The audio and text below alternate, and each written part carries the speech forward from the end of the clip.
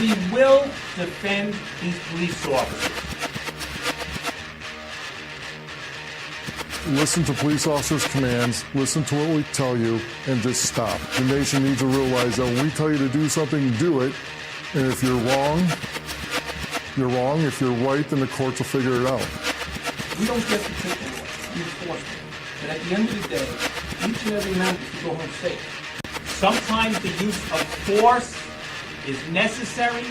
You need to comply with the police officer, the way the system was meant to be. Comply with the orders of police officers. Resisting arrest is a real and dangerous crime.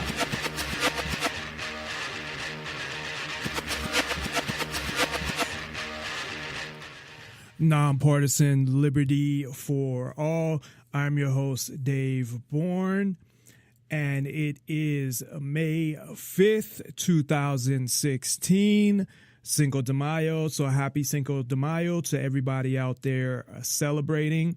We are coming to you live from Las Vegas, Nevada, where Cinco de Mayo is actually pretty big. They usually have a lot of specials on my fiance's favorite beer, Corona. So thank you for listening to Nonpartisan Liberty for All. We're on weeknights at... I didn't turn off my music all the way. We're on weeknights, Tuesday through Thursday at 7 o'clock Pacific, 10 o'clock Eastern. I apologize. I was not on last night. But you can listen live on Spreaker.com and NonpartisanLibertyForAll.com and to the archives immediately following the show on Spreaker, YouTube, Twitter, Tumblr, and SoundCloud, and the next day on Stitcher. On Nonpartisan Liberty for All, we promote the ideas of true freedom of liberty and self-ownership, meaning being able to do whatever you want as long as you respect the freedom of others and don't directly interfere with their freedom. Exposing government for what it is, a mafia based on extortion that rules without consent, by threat of force and violence. And we are happy to hear from you. You can reach us by phone at 702-470-7664. That's 702-470-7664. Or via Skype, username Nonpartisan Liberty for All. It's all one word, and you can send a contact request, your name, and what you want to talk about. And you can also get all that information if you forget the number or the Skype name on nonpartisanlibertyforall.com. So just remember that, nonpartisanlibertyforall.com. And tonight we have a co-host joining us, Katie Reyes, who has been joining us every Thursday, is here with us tonight. Thank you, Katie, of course, for joining us. Good evening, everyone. I just wanted to say I do not celebrate Cinco de Mayo. So why do you not? And being of 100% Mexican descent. And I know that. I quote. Yeah, I know that to you. You do not say that you're Mexican. You say that you're of Mexican descent. Yes. As you're third generation born in the U.S. Yes. I don't believe really in any of that shit. And we'll kind of talk about that tonight, because tonight we'll be talking all about traveling to foreign countries. And we'll get a little into immigration and some of that debate and being able to travel freely. And I don't really identify with any sort of I wouldn't say I guess ethnicity or race, or I just say I'm a person who, I guess I'm an earth dweller. Because you weren't raised with any kind of culture. Well, on my father's side of the family, they're Jewish. Yeah, but you weren't raised, a devout Jew. No, but I was exposed to it, and they celebrated on my father's side of the family Jewish holidays. They never really went to temple or anything like that.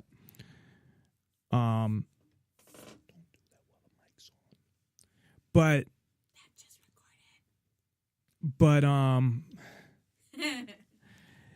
yeah, so I mean, I don't really, you could say, yeah, I'm half Jewish and I'm white, I guess, and You're a mutt. Yeah, but I don't identify with any race or ethnicity or anything like that.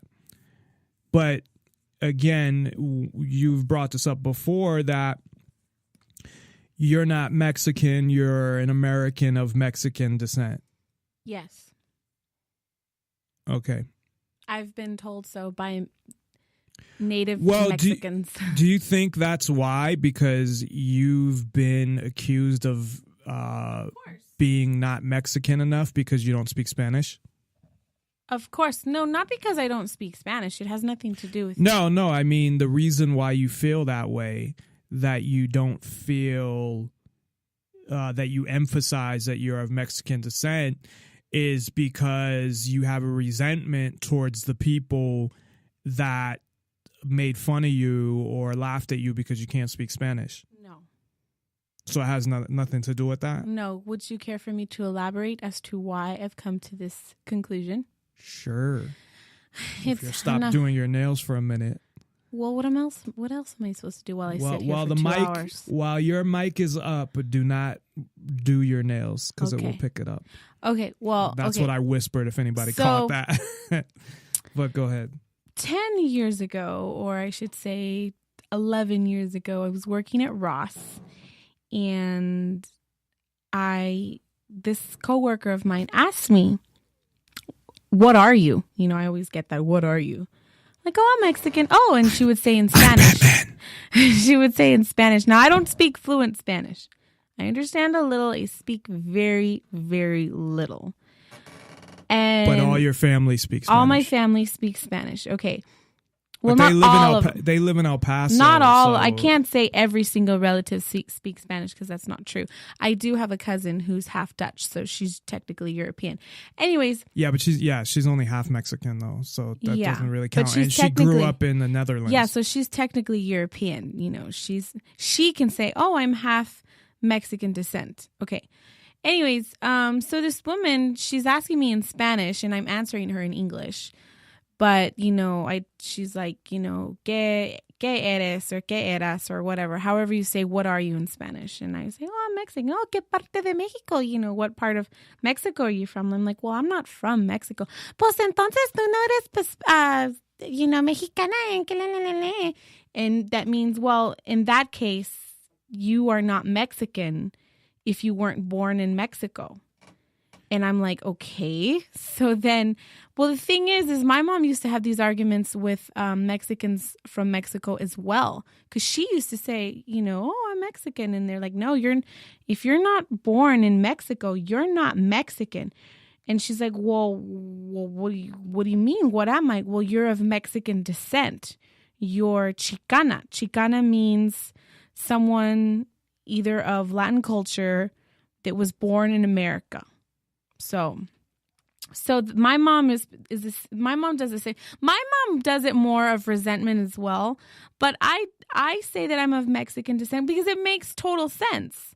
I am not Mexican.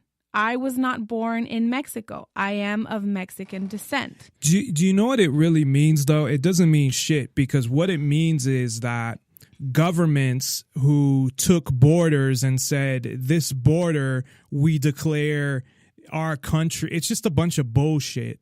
So that's why I don't. Do you not identify yourself as an American citizen? No, I don't really. But technically you are American. Well, what's citizen. the definition of a citizen? Someone who was born in that region. Well, I mean, really, you and this resentment towards government is really like just, you know. There's not resentment. Technically, you are a U.S. citizen. You are an American citizen. You were born within. But it doesn't mean anything. U.S. borders. I had no choice in the matter, and it's not. It does mean something. And I don't want to get into this definition. Now. You were born within those borders. Right. That's all it means. According to the government, you were born within those borders. Therefore, you are classified as an American citizen. the government classifies me as an American citizen. The government classifies you as an American citizen. Which all that means is I was born in a certain area. So what would you call yourself? Nothing. If you could, nothing. I'm a human. Nothing. You're human. I'm a Earthian. So you have no. That's the thing. Like, you have no culture. That's kind of sad. They cannot take our land. They could take our land, but they cannot take our culture. Now you insulted Mayo's guacamole. I love that movie, by the way. And they were actually celebrating Cinco de Mayo. The white people are melting out here. In that movie, her family actually was from Mexico. Yeah, but she wasn't. She was born. Yeah, but she was first generation American. She was born in Las Vegas, actually, and yeah. So, well, we'll get a little into that when we talk about traveling and traveling to foreign countries, and that's what we'll be talking all about tonight.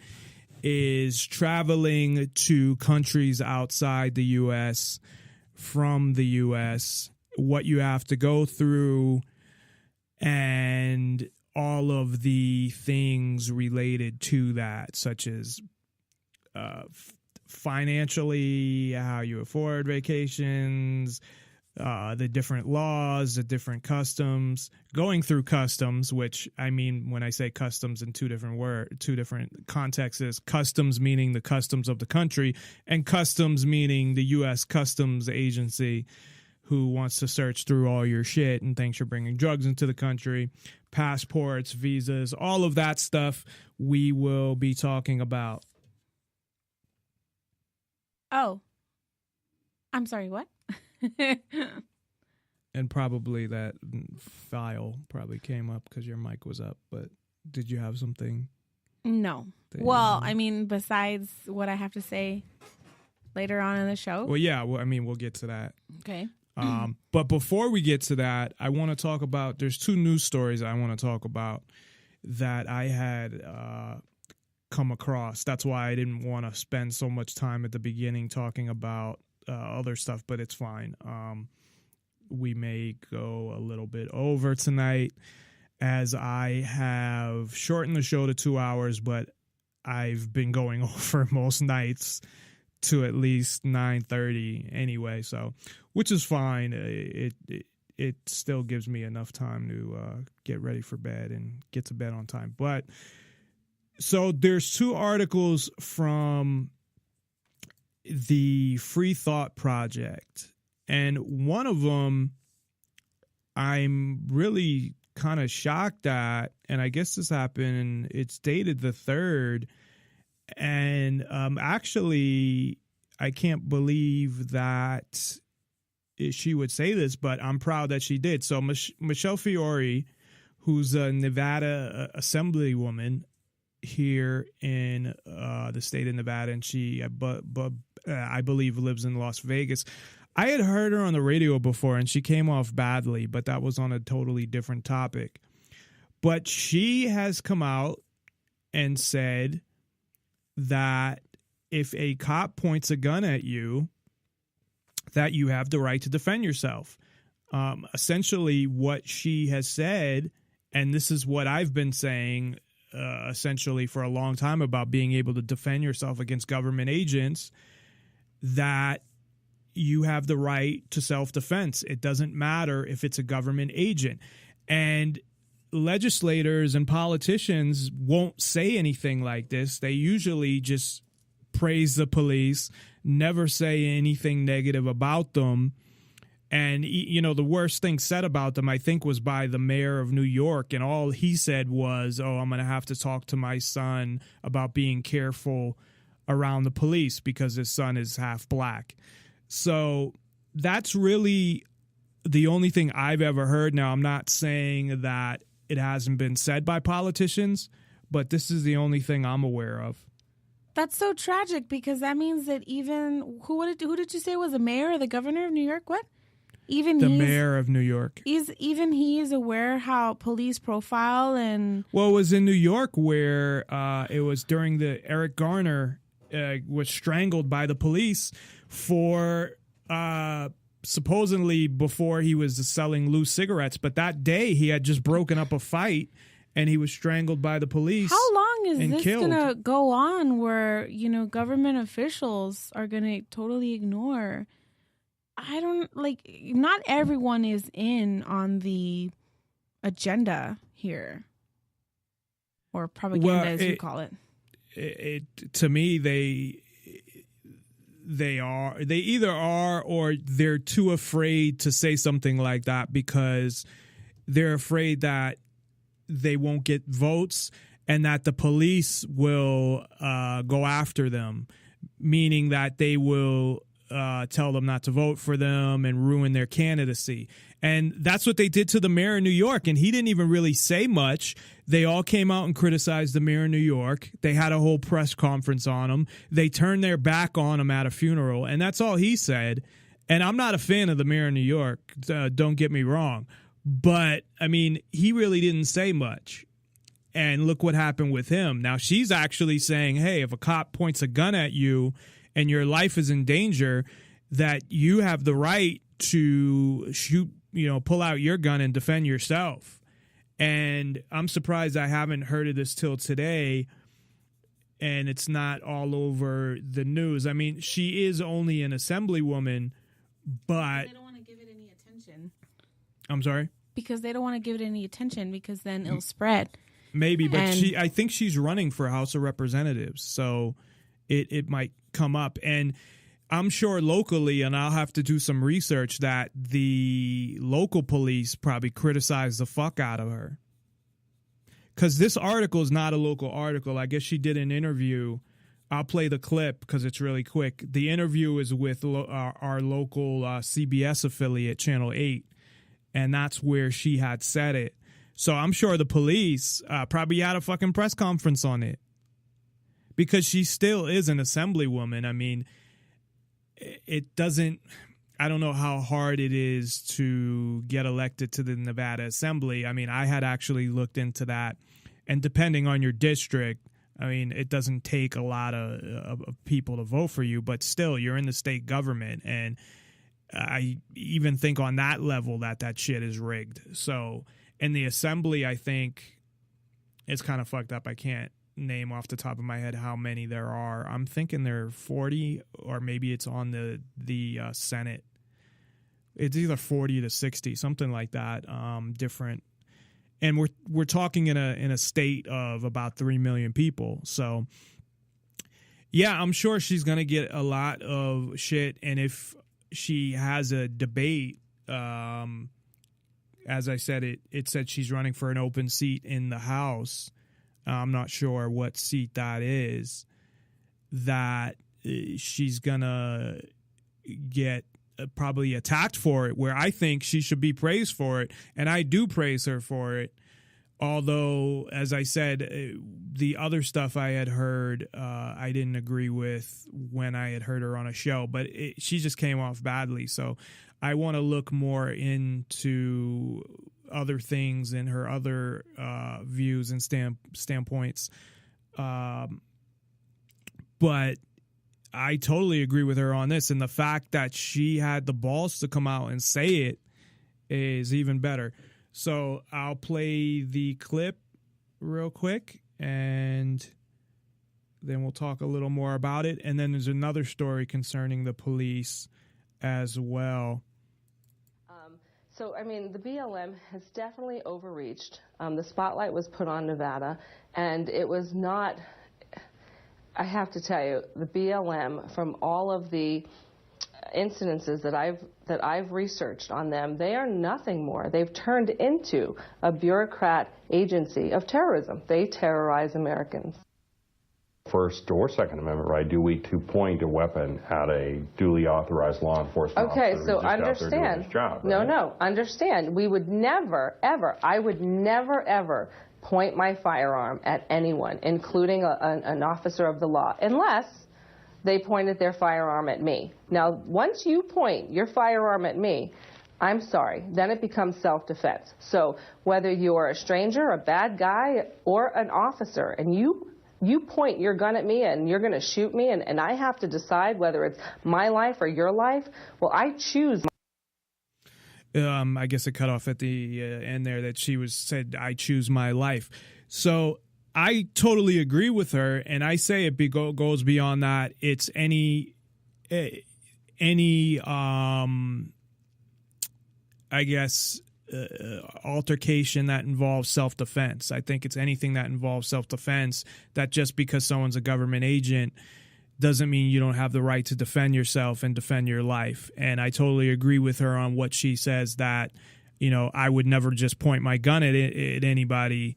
I agree with her on that as well, because I would never initiate something. And that's what she's saying. I would never initiate any use of force like the government does, but I would defend myself. Now, somebody made a comment on my post on our Facebook page, Nonpartisan Liberty for All, and they had a valid point that basically if you that they're going to have a bunch of holes in you before you even get a chance to reach for your gun. So, and that's probably true. It's a valid point. So really, to me, where this actually means something to me is you have someone, they're not high up in government, but they're still in the state legislature, that you have a politician in the state legislature that is actually speaking out and saying something like this for once, finally. And wouldn't you say that this is a first step into like promoting for people to stand up? And yes, the first who do take, you know, the initiative to stand up will get, you know, in harm's way and killed.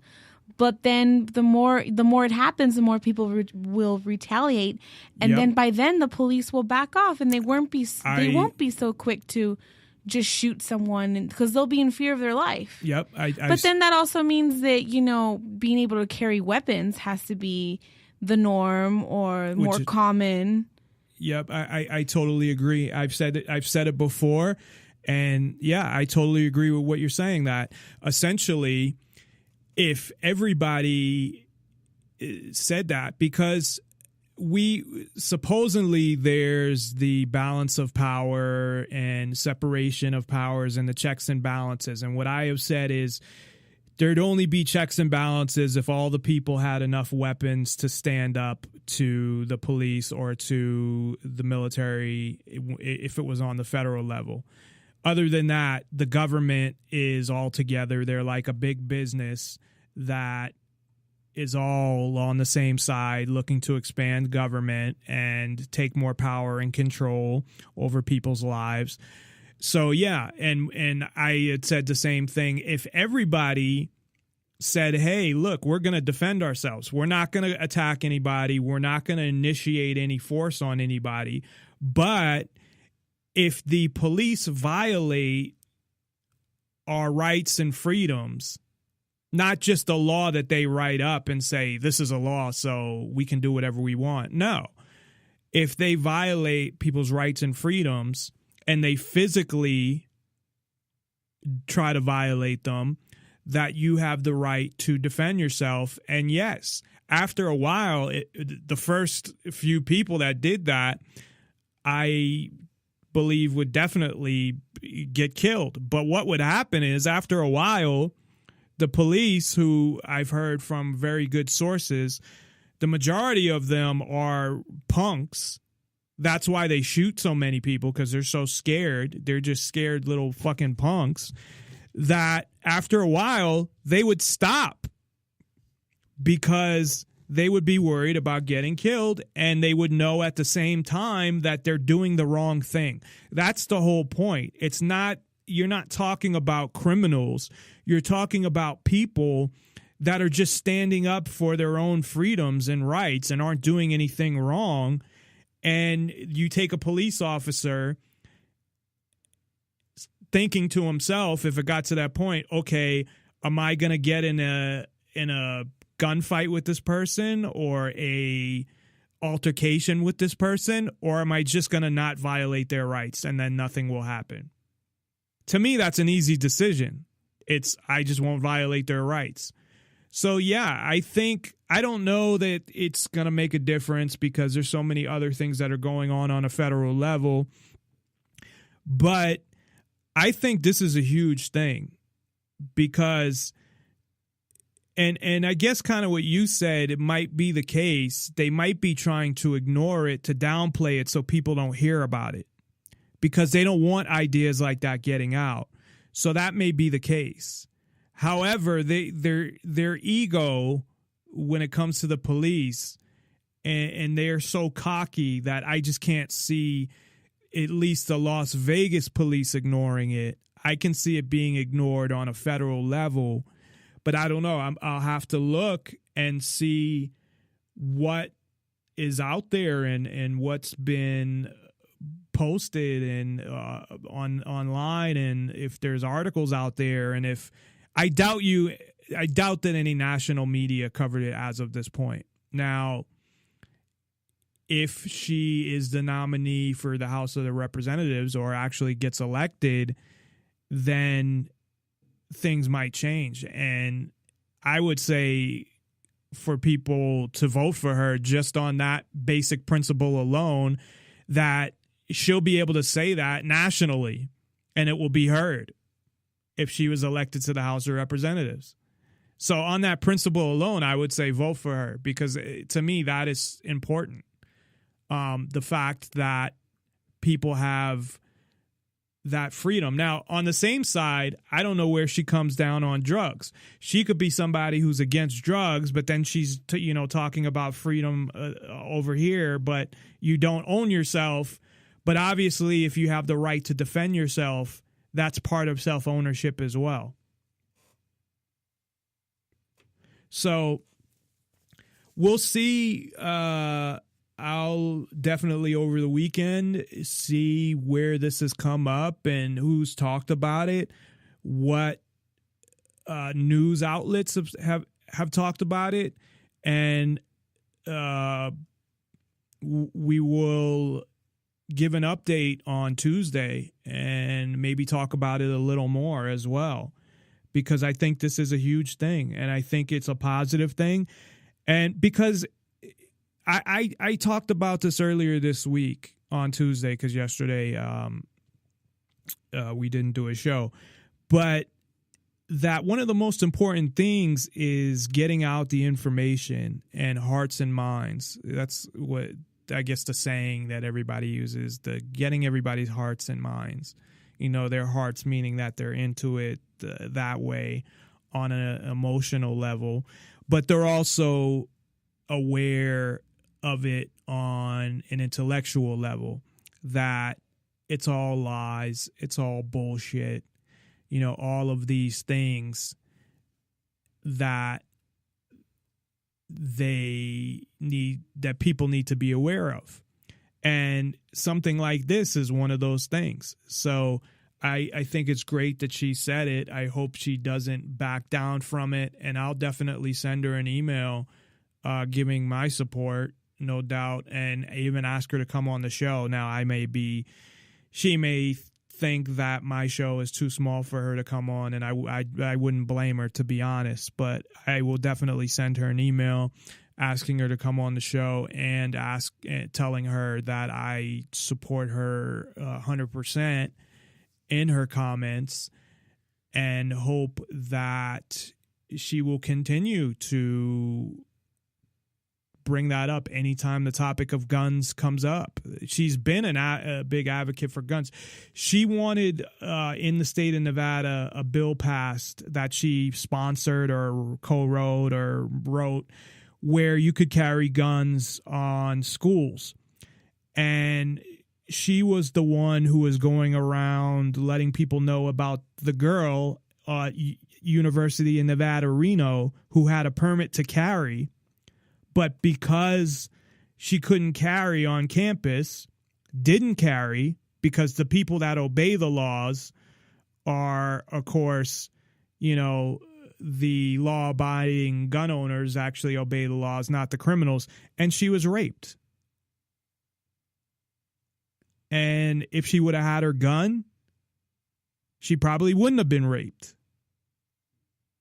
So I don't understand women in general that are against guns. I can't fathom it, because if you say totally get rid of guns, essentially the person with the power is the strongest person, really.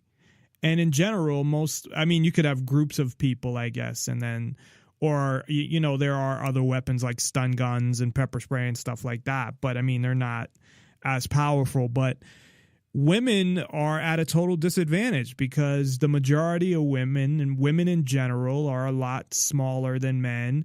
And that has to do with their body chemistry. I know people some people get offended, like feminists or something, I don't know.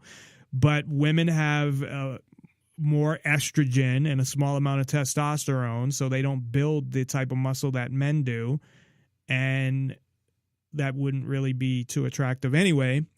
But it's just a fact that that men in general are stronger than women. Now, you have some women bodybuilders, and you have some that actually take steroids, like this bodybuilder, Nicole Bass. I think she died. She used to be on Howard Stern. She swore she was a woman, but I think they actually did a DNA test and found that she was a woman. But she was like, there's no doubt that she did steroids, because her voice and her boobs were gone, and it just physically she was altered. But anyway, I had to bring this up because I'm very, I just came across this right before the show, and I think it's one of the most positive things I've heard from a politician, and I don't know how long. And to be able to, I guess she did talk to the New York Times, it says here, but I don't know if that was back when she talked about the rape, because the quote she said to the New York Times was, if these young, hot little girls on campus have a firearm, I wonder how many men will want to assault them. So I don't know if that was recently or prior to this or not, but we will definitely find out. So hopefully she also agrees with other ideas that are consistent with freedom and self-ownership, but I don't know. But hopefully I'll get to I'm sure if I email her, she'll email me back at some point, especially if I tell her I have a show and send the website. But I don't know if she would actually come on the show. But again, we'll see, and hopefully I can get her on the show and talk to her about that stuff as well. Because really, what causes a lot of, I think, these shootings in an indirect way is the fact that drugs are illegal. And I know it's hard to get from drugs being illegal to cause shootings, but it's just the whole mentality of the police come a lot from drugs. And again, if you read the book by Radley Balco, the Rise of the Warrior Cop, you'll see how the drug war, what it did to police departments, really. Although, they were always bad, but it made a lot of things a lot worse.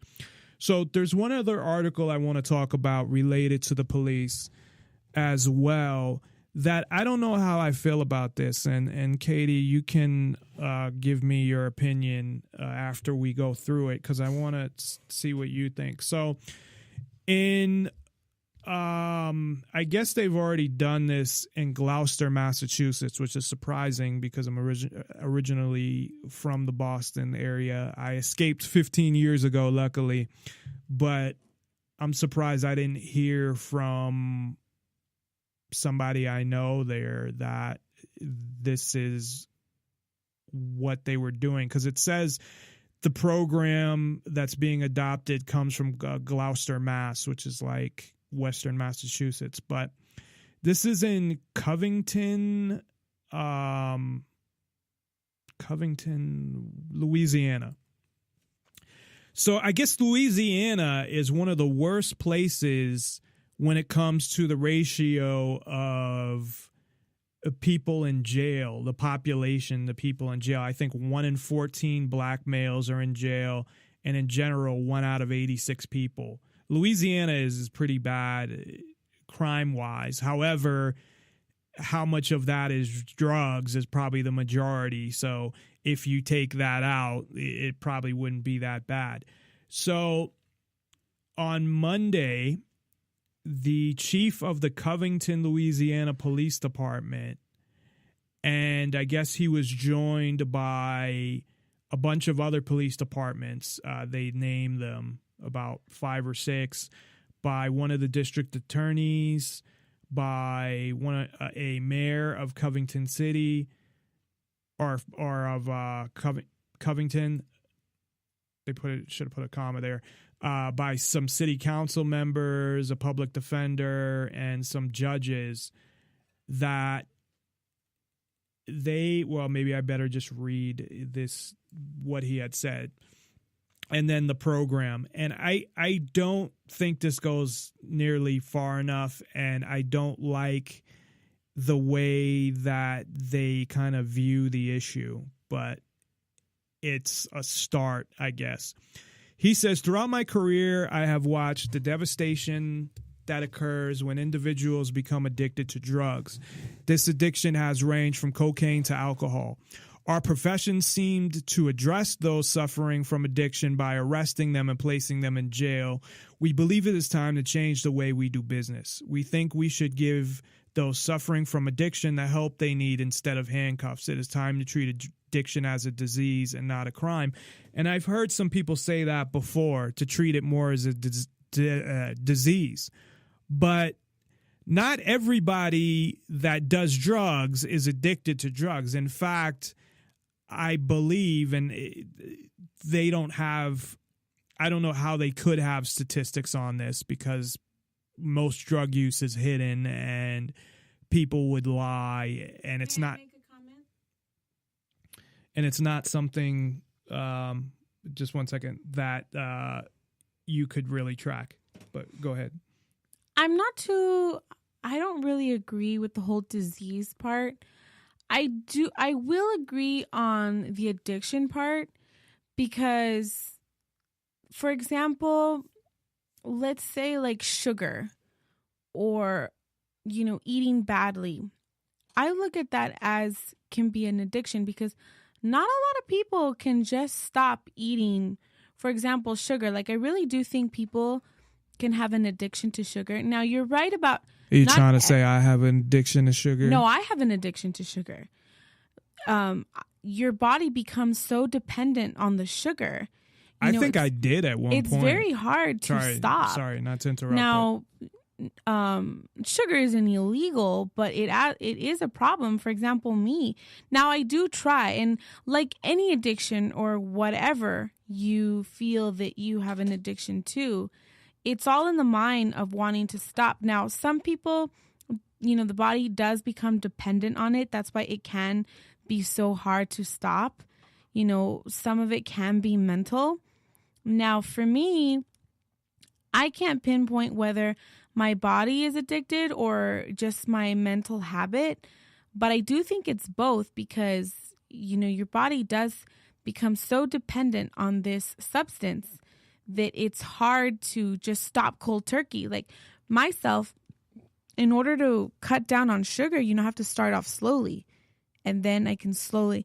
And like many drugs, like for example, what is it, heroin? You can't just, quit cold turkey. It's not like smoking. You could die from quitting cold turkey. You have to wean off it slowly. So I do think that it is an addiction.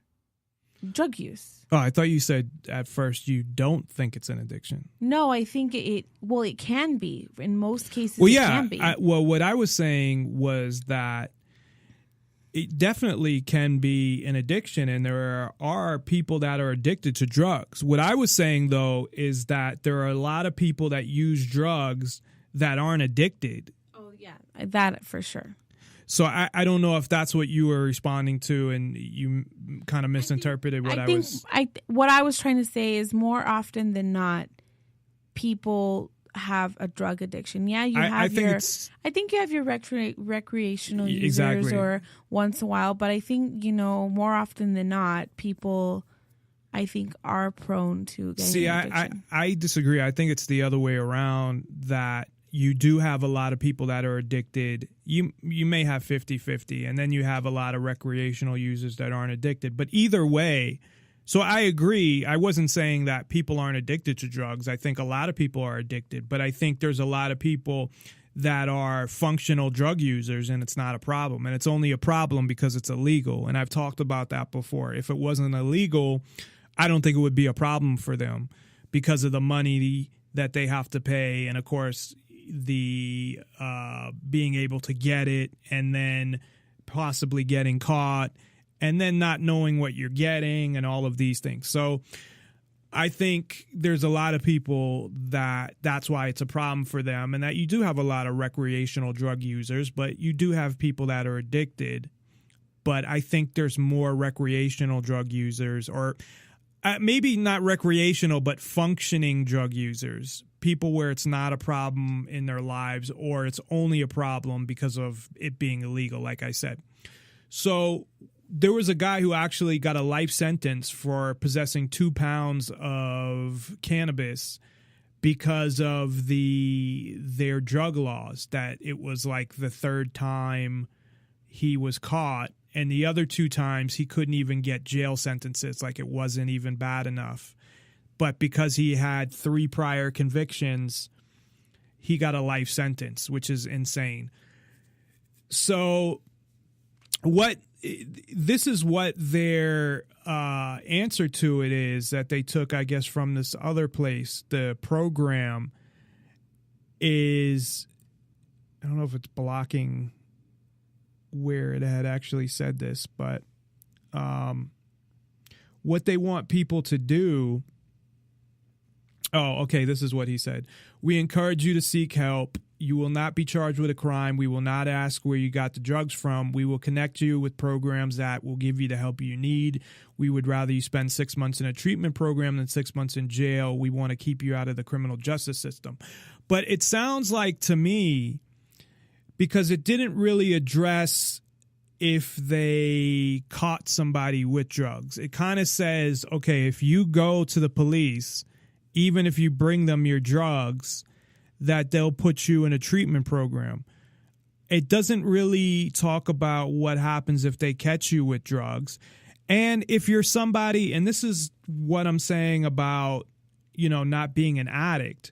If you're somebody that's not addicted and you don't need to go to a program, they're going to be putting people in programs that, of course, to avoid jail, they're going to go to a program. Plus, you can't force people. They have to want to go. If they don't want to go, it's not going to help. And the other issue I have, of course, is it gives all the control to them. And that's the point. The way I believe it should be set up is drugs should be totally legal. If people want help, they should be able to get help. But that's on them to ask for help. But there shouldn't be anybody who can't get help. And I'm sure there would be, even if it wasn't government funded, there would be plenty of charities that would do that. And there are now. There's not just government funded charities that will get you help. You'll get help other ways. So I think that the issue here is like, okay, to avoid jail, we'll put you in a rehab, and that everybody will go to rehab. And the issue is that, drugs are the problem still. They're not recognizing that really the problem is more that drugs are illegal than drugs itself. In Portugal, where they decriminalized all drugs 15 years ago, drug use, crime, and overdoses have drastically declined in Portugal. And I don't know if they have the exact statistics, but really it shows that if overdoses have gone down, crime, and even drug use itself has gone down, obviously it being illegal was caused more problems than good. And I really don't think this is going to do much. Now, it may keep some people out of jail. Instead of jail, they'll be going to rehab. But this isn't the solution. And it doesn't stop cops from being able to have all the power that they have, which is one of the main issues. And yeah, is it a step in the right direction? Is it better to send somebody to rehab than jail? Yeah, but a lot of those people, one, don't need to go to rehab, and two, might not want to quit. And the ones that don't want to quit, if you send them to rehab, they're not gonna. So I don't know that this is, I mean, yeah, it's better than doing nothing, but I'd really like to see it go in a different direction. I don't know. What are your thoughts on? I don't have many thoughts because you just handed me this article that I was reading. Oh, but I didn't want you to read that article. That's not why I handed that to you. I thought you were asking what time it was. Honestly, you know what? I do, you know, many years ago when I first met you, I didn't agree that drugs should be legal. I realized that how I felt, you know, bottom line to this day, I still feel that drugs are wrong because they harm your body. But well, it if doesn't you are, mean. wait, let me finish. Don't Okay. interrupt me. What was I saying? Okay.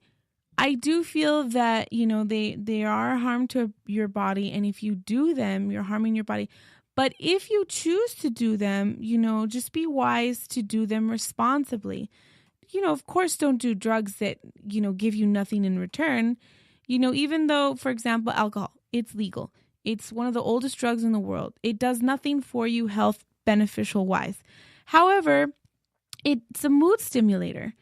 And It's bad for your health wise. I know it's very bad for your health wise. But as you know, as long as you do it responsibly, you know, who is it harming other than your body? But as long as you don't, you know, take it overboard. But like any other drug, you know, just use it responsibly. I don't see the purpose of drugs that do nothing for you, you know, don't give you any stimulation whatsoever, don't give you any energy or, you know, bring you down. You know, some people like down. But I'm not. But what I'm saying is I no longer agree that drugs should be illegal because it really doesn't matter because it's bottom line. It's up to the person. They're going to do them whether they're illegal or not. Well, I'm not saying that when I say drugs should be legal, I'm not saying they should be legal because they're good for you. I'm saying that they should be legal because they are, you have the right to do them. You have the right to put them in your body. And you shouldn't be going to jail over them. So that's my whole philosophy on drugs. Whether they're good for you or not has nothing to do with it. It's irrelevant. And a lot of drugs can be good for pain, like they're discovering now with cannabis, all of these positives that it can have. And it was listed as Schedule 1, which meant it had no medical use. So all of these drugs have some medical use, but nobody should be going to jail over drugs. And the article from the Free Thought Project that talks about Portugal, who legalized drugs in 2001 or decriminalized drugs, the study showed that underage drug use went way down after they had legalized drugs and not right away, but, after looking at it, 15 years later or whatnot.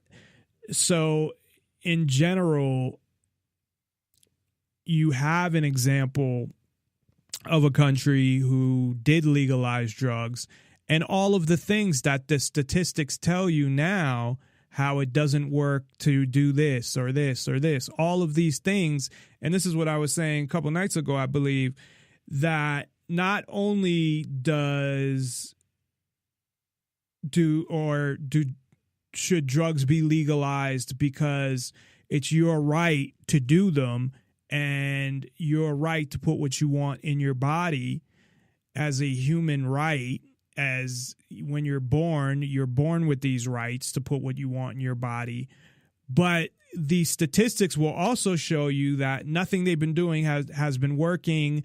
And if you look at other countries that have legalized certain drugs, that all the statistics are positive. Drug use goes down, overdoses go down, and all of these different things. So it's not only that the statistics are showing you that the drug war is not only on that side of it, but the law enforcement side where people are getting killed, people are going to jail that shouldn't, all of these other things. So there's nothing positive when it comes to drugs being illegal. Nothing.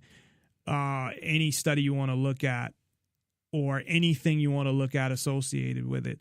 The problem with their philosophy here is, it's an addiction, it's a disease, and that's fine if people look at it that way, because I do think it is an addiction, and you can look at it as a disease, but not everybody that uses it is addicted and has this disease, and if they don't want to get off it, they're not gonna. So what are you going to do about all the people that are functional drug users that don't want to stop or just use on the weekends? Are they going to end up in jail? And there's nothing in here that says that they're not. So I think that while it's doing something, that they're really going in the wrong direction. And really, they just need to stay out of it because it gives them more control as well to the police. And they're the ones who are kind of in charge at the same time. It's still putting the government in charge of what the result is. So again, it's better than what they're doing, but I think by implementing something like that, it's not going to lead to what it should lead to, and that's the total legalization of all drugs. So we're going to take a break. When we come back, we will talk about our main topic for tonight, which is traveling abroad, not on a broad or in a broad, but... That's like does anybody use that anymore? Because my father would say that all the time. Have you ever heard like a guy now call a woman a broad? No. He would always say that. So I think it's like from his generation. But when we come back, we'll talk about traveling to a foreign country and government laws, customs, immigration, and more. But yeah, the word abroad is not really used that way anymore, meaning a woman, a broad. It means we're using it in a sense of traveling outside the United States. So we will play a few clips. Remember that we do not play commercials. And we are not funded, period. We are funded by my paycheck at work. So if you'd like to donate to the show, I haven't mentioned this in a while, you can go to nonpartisanlibertyforall.com and find the donate page. And if you want to donate, hey, that would be great. If you don't, that's fine too. I don't expect anything like some other people that are out there begging for money. But if you would like to donate, I would very much appreciate it. So we will be right back after this. If you'd like to call in, 702-470-7664. That's 702-470-7664. And to Skype in, Nonpartisan Liberty for All is the username. Just send a contact request. And if you forget the number or any of that information, you can just go to nonpartisanlibertyforall.com and everything is there, as well as some of the archives. But you can find all of the archives on Spreaker at Spreaker.com, every show we have ever done to this point. So be sure to check out Spreaker and some of our older shows, or even shows in the past couple weeks. So we'll be right back after this. Nothing gives me as much pleasure as traveling. I love getting on trains and boats and planes. Alan Rickman. According to priceoftravel.com's Backpacker Index, here are the 25 cheapest places to travel that won't break your budget. 25. Belgrade, Serbia. Following the wars of the 1990s, Belgrade is struggling to attract tourists, but if you do end up visiting, your wallet will thank you. 24. Manila, Philippines. Becoming popular among tourists visiting South Asia, Manila is a sprawling metropolis with a lot going on that will likely fit right into your budget. 23. Krakow, Poland. Much cheaper than other nearby cities like Berlin and Prague, Krakow is definitely worth a visit. 22. Yangon, Burma/Myanmar. Formerly known as Rangoon, it is the largest city in Burma/Myanmar. After the tourism boycott was lifted in 2012 following government reforms, things began to change. Although there isn't much tourist infrastructure yet, that's just part of the adventure, right? 21. Mumbai, India. Probably a bit overwhelming as far as cities are concerned. If you visit India, you should spend at least a few days here to experience it. Decent hotels are pretty cheap. 20. Jakarta, Indonesia. Crowded and sprawling, most people only end up staying in Jakarta for a few hours on a layover. But if you enjoy shopping and nightlife, then this place is for you. 19. Colombo, Sri Lanka. Although it's the capital city, it ranks poorly in the things to do or see department. For the purpose of this list, however, I'll say that the capital is representative of the whole country. Basically, everything here is affordable. 18. Sofia, Bulgaria. Although it isn't one of Europe's most obvious destinations, even backpackers can afford some luxury here. 17. Cairo, Egypt. Cairo is one of those cities where people with money can splurge, but people on a budget can get more than they need. 16. Bucharest, Romania. One of Europe's cheapest large cities, what Bucharest lacks in popularity, it makes up for in affordability. 15. Bangkok, Thailand. Everything from flights to hotels is affordable here and caters to tourists. Just about the only pricey thing is the wine.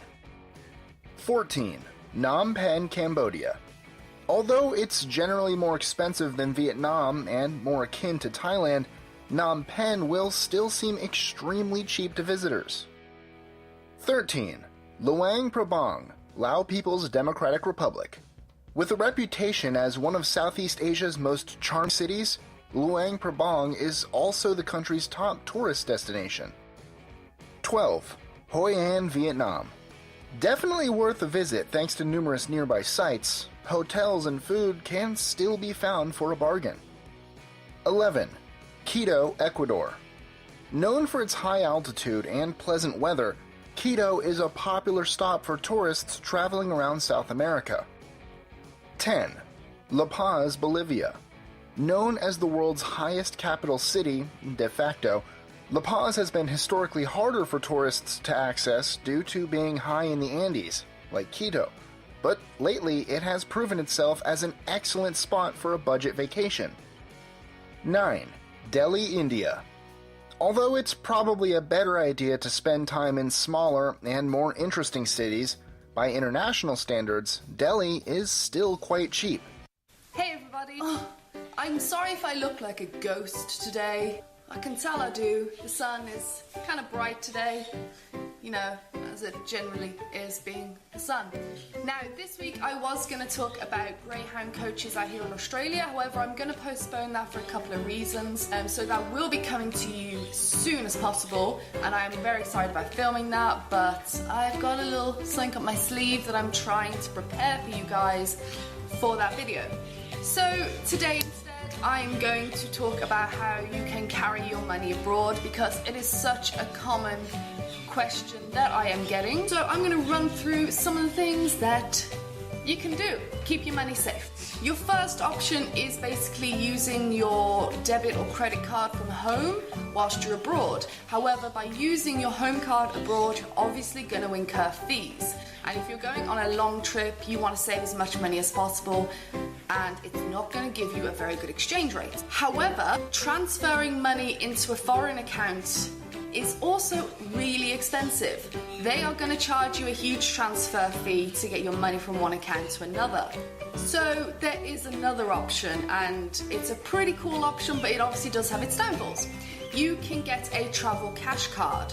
This is where it is like a little credit card, and you preload your money back at home onto it however much you want, and it's accepted pretty much everywhere. You'll also get a better exchange rate when you use a travel cash card. Excuse me, do you mind? Apparently not. We're just gonna power through the squawking birds. Some of the problems I have heard about travel cash cards is that if you lose them, it's extremely hard to kind of fight with the company to get a new one sent out to wherever you are in the world. But then again, it's hard if you lose your debit or credit card abroad as well. Some travel cash cards will have an expiry date, which isn't cool, especially if you want to continue your travels after the day you thought you'd go home. Now, if you are going to preload a cash card, what I'd recommend is that you leave some money in your home account. I normally leave $1,500 in my English bank account for emergencies, just in case at any point in time I need to get a quick flight home. Or if I run out of money, then I've got that as a backup. I also take a credit card from my bank, and I rarely ever use it, but it is there, again, just in case.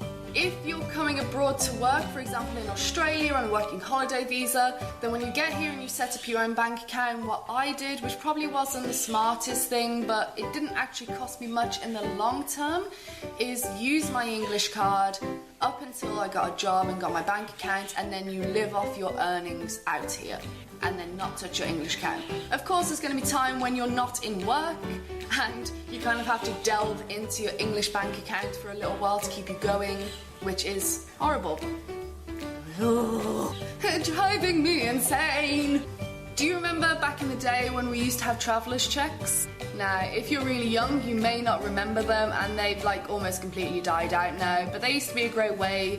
If you got a few £100 or a few $100 worth of traveller's checks, you could keep them on you in case of emergencies and then go and exchange them somewhere. And they were great, but they have really died out now. So if you're going to go down the travel cash card route, that's a great way. If you're going to do it like I did, I use my English card for a little while and then live off my earnings, that's another good way. But if you are just going to go out and stick to using your English, American, French, wherever you're from, your card out here, and you need to withdraw cash, then here is my tip. You don't want to be carrying a lot of cash about on you. So before you go, get your best exchange rate and take a few $100s or however much, just to keep you going for a few days. Pay for your first hostel in cash if you want to. When you arrive there, you've got a bit of cash if you need to get a taxi or a bus from the airport. Then, when you go and withdraw your money, do it on a weekly basis. Budget yourself what you need for that week, and then just take it out in weekly sums. Something that you'd be comfortable carrying around with you or leaving in your safe or your locker at your hostel. But don't do it on a daily basis, because you're just going to be incurring bigger and bigger fees. But don't take too much out, because if you're carrying around thousands, well, you're just kind of asking to be robbed. So those are a few of your options. I will throw a few links in the down bar below of different places you can get your travel cash cards, and you can go and have a look for yourself and see which ones offer you a better rate. But don't panic, because a lot of people use their home cards when they come abroad. So no fear, no worry. Got any more questions, then drop them down. Nonpartisan Liberty for All. Call in at 702-470-7664 or Skype in. Username Nonpartisan Liberty for All. Nonpartisan Liberty for All. That was the voice of our official voiceover girl and co-host tonight and every Thursday, at least hopefully every Thursday. She has been for the last few Thursdays. Katie Reyes, who is joining us in studio. Hello, everyone. So we are going to talk tonight all about traveling on a broad. Oh, that's a different one. Traveling abroad, not on a broad.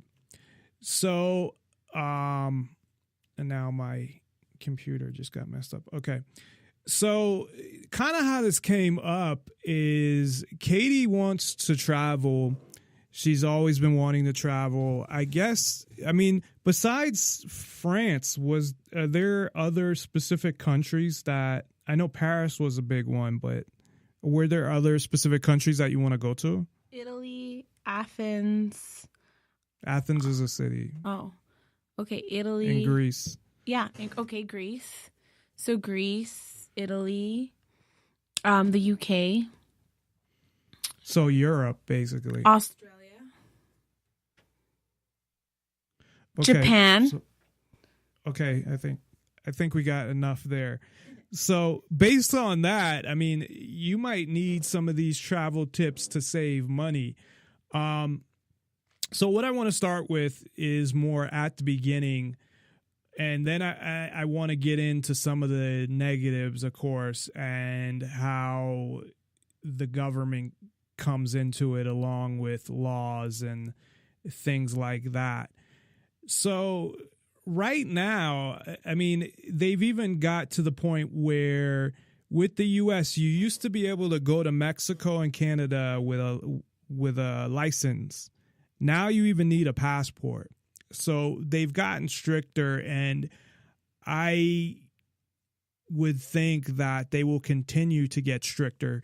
And one of the other things they're doing is this Real ID. I guess Katie went to renew her license, and they offered you 2 different forms of a license? Yes. So they offered the standard, which is only valid in the state. And then they offered the Real ID, which I actually can't recollect, but I think you need to enter a federal building. And by the year 2020, you will need the Real ID to board an aircraft. And they're the same price. And what was the difference? Like, how can you tell what the Real ID is compared to the regular one? Well, the only way a person can tell is it's stamped with this star. And I guess all that means is it's federalized. So all the information is in a federal database, so nationwide. Gee, so, okay, yeah. That's what it is, that they put it all in a fucking federal database. Exactly. They've been working on this for years. I know. They've been since like 2005. Maybe sooner. I mean, longer. Well, they were supposed to pass it in 2005. I mean, as far as the preparation, it goes back. I'm just pissed off that it's like $42 fucking dollars. But you didn't get the Real ID, right? I didn't. I got the standard, and it was the same price. I had to pay $42. Oh, that's fucked up. Had I known, I would have just gone home, got my birth certificate and social security card, and just got the Real ID. So to get the Real ID, you can't just give them your license. You got to go and get your birth certificate and social security. Yeah, you have to have 2 other forms of ID to get the Real ID. That's fucking retarded.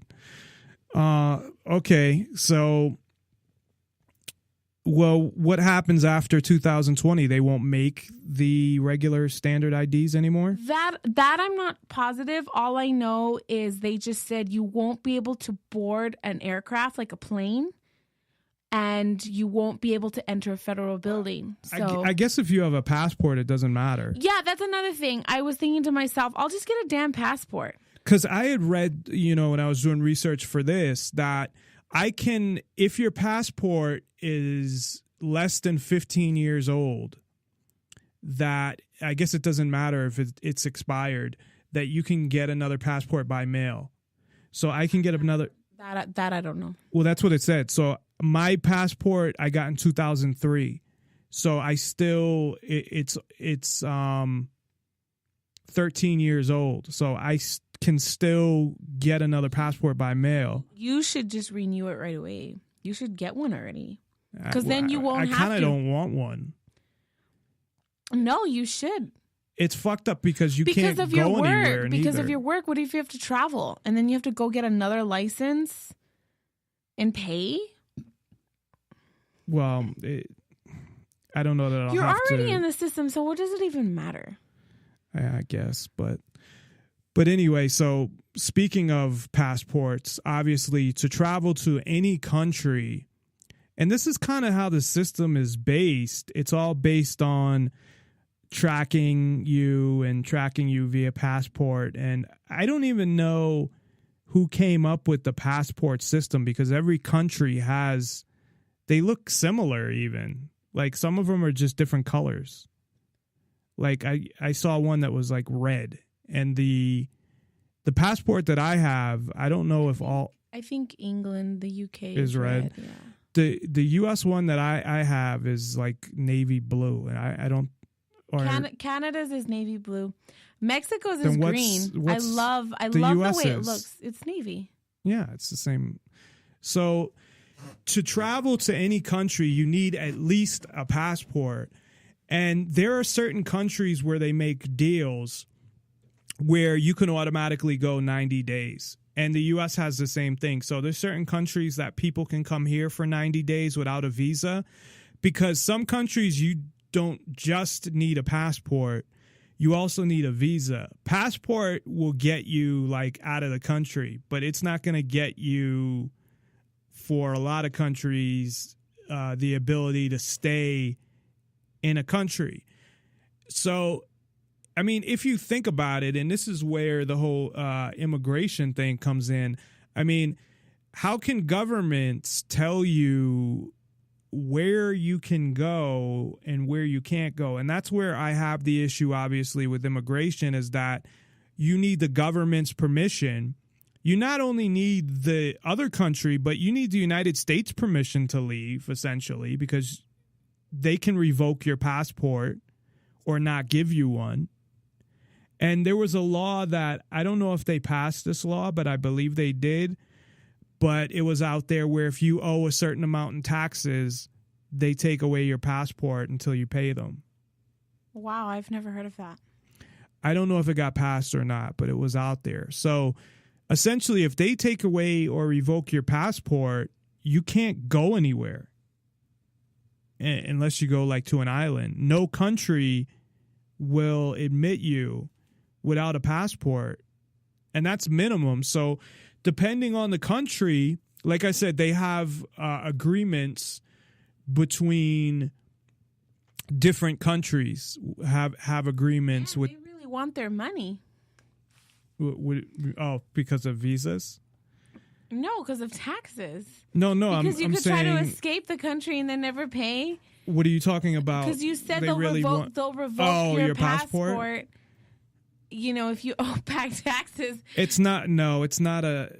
Yeah, to me, it's more of a control thing. It's not just a control thing. They want their money. Yeah, but they don't want you to it's leave. not even that much. So it's like, it's also to set an example. Just like Wesley Snipes went to jail for 3 years for tax evasion. They have to put a cap on it. Of course, they're going to put a cap on a low amount. No, but it's not even that's what I'm saying. It's not. It's not about the money. With you, it's about control. With them, it's about money. Of course, it's about money. With me, it's about control. Money is the root of all evil. It's all about the money. It's all about the money. It is not all about the money. Because there's so many things that they wouldn't do if it was just about the money. If it was about control, they they would have everyone request permission to leave. Well, and they would only allow those. It's going in that direction. Just because something hasn't happened yet does not mean that it's not going to happen, first of all. They're going in certain directions. They're getting stricter with certain things. You can't just all of a sudden go from 0 to 60. You can't go from the bottom of the steps to the top step. You got to walk up the steps. So they're slowly doing things while trying to keep the illusion of freedom. So yeah, it is about power and control. Why do you even need a fucking passport? Why do you need one to go to Mexico now? Why do you need one to go to Canada now? Because of the drug war. What does it have to do with the drug war? And Canada, it's because of money. I say it's all because of money. Okay. Well, if it was all because of money, I have a right to my opinion. A lot different. Right, you do, as does everybody, but it's your show, and what the truth is, the fact is, because you have some kind of insight. No, but you're basing it off. It's about control. But I base it off of more information than you're basing it off of. Is all I'm saying. I have a more educated opinion because I read more articles than you.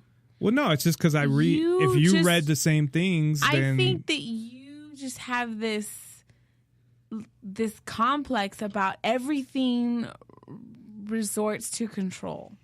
That's all I ever hear you say. Control. Because it's obvious on what they're doing. It's obvious. I'm just messing with you. Anyway, so they have a law. I don't know if it passed or not, but that they can revoke your passport for money owed to the IRS. And your passport is like everything when it comes to leaving the country. But as I was saying, that some countries require visas. It's like a list. It's the visa waiver program where you don't need a visa. They already have agreements set up. So you can get that at the State Department. So everything's based on passports or visas. Some countries you have to leave and come back and renew your visa. It all depends on the country. And then, of course, like I said, you have the ones where you can stay for 90 days. Then I don't know what you have to do after that, if you have to leave and come back, or you can get a visa to stay extra time.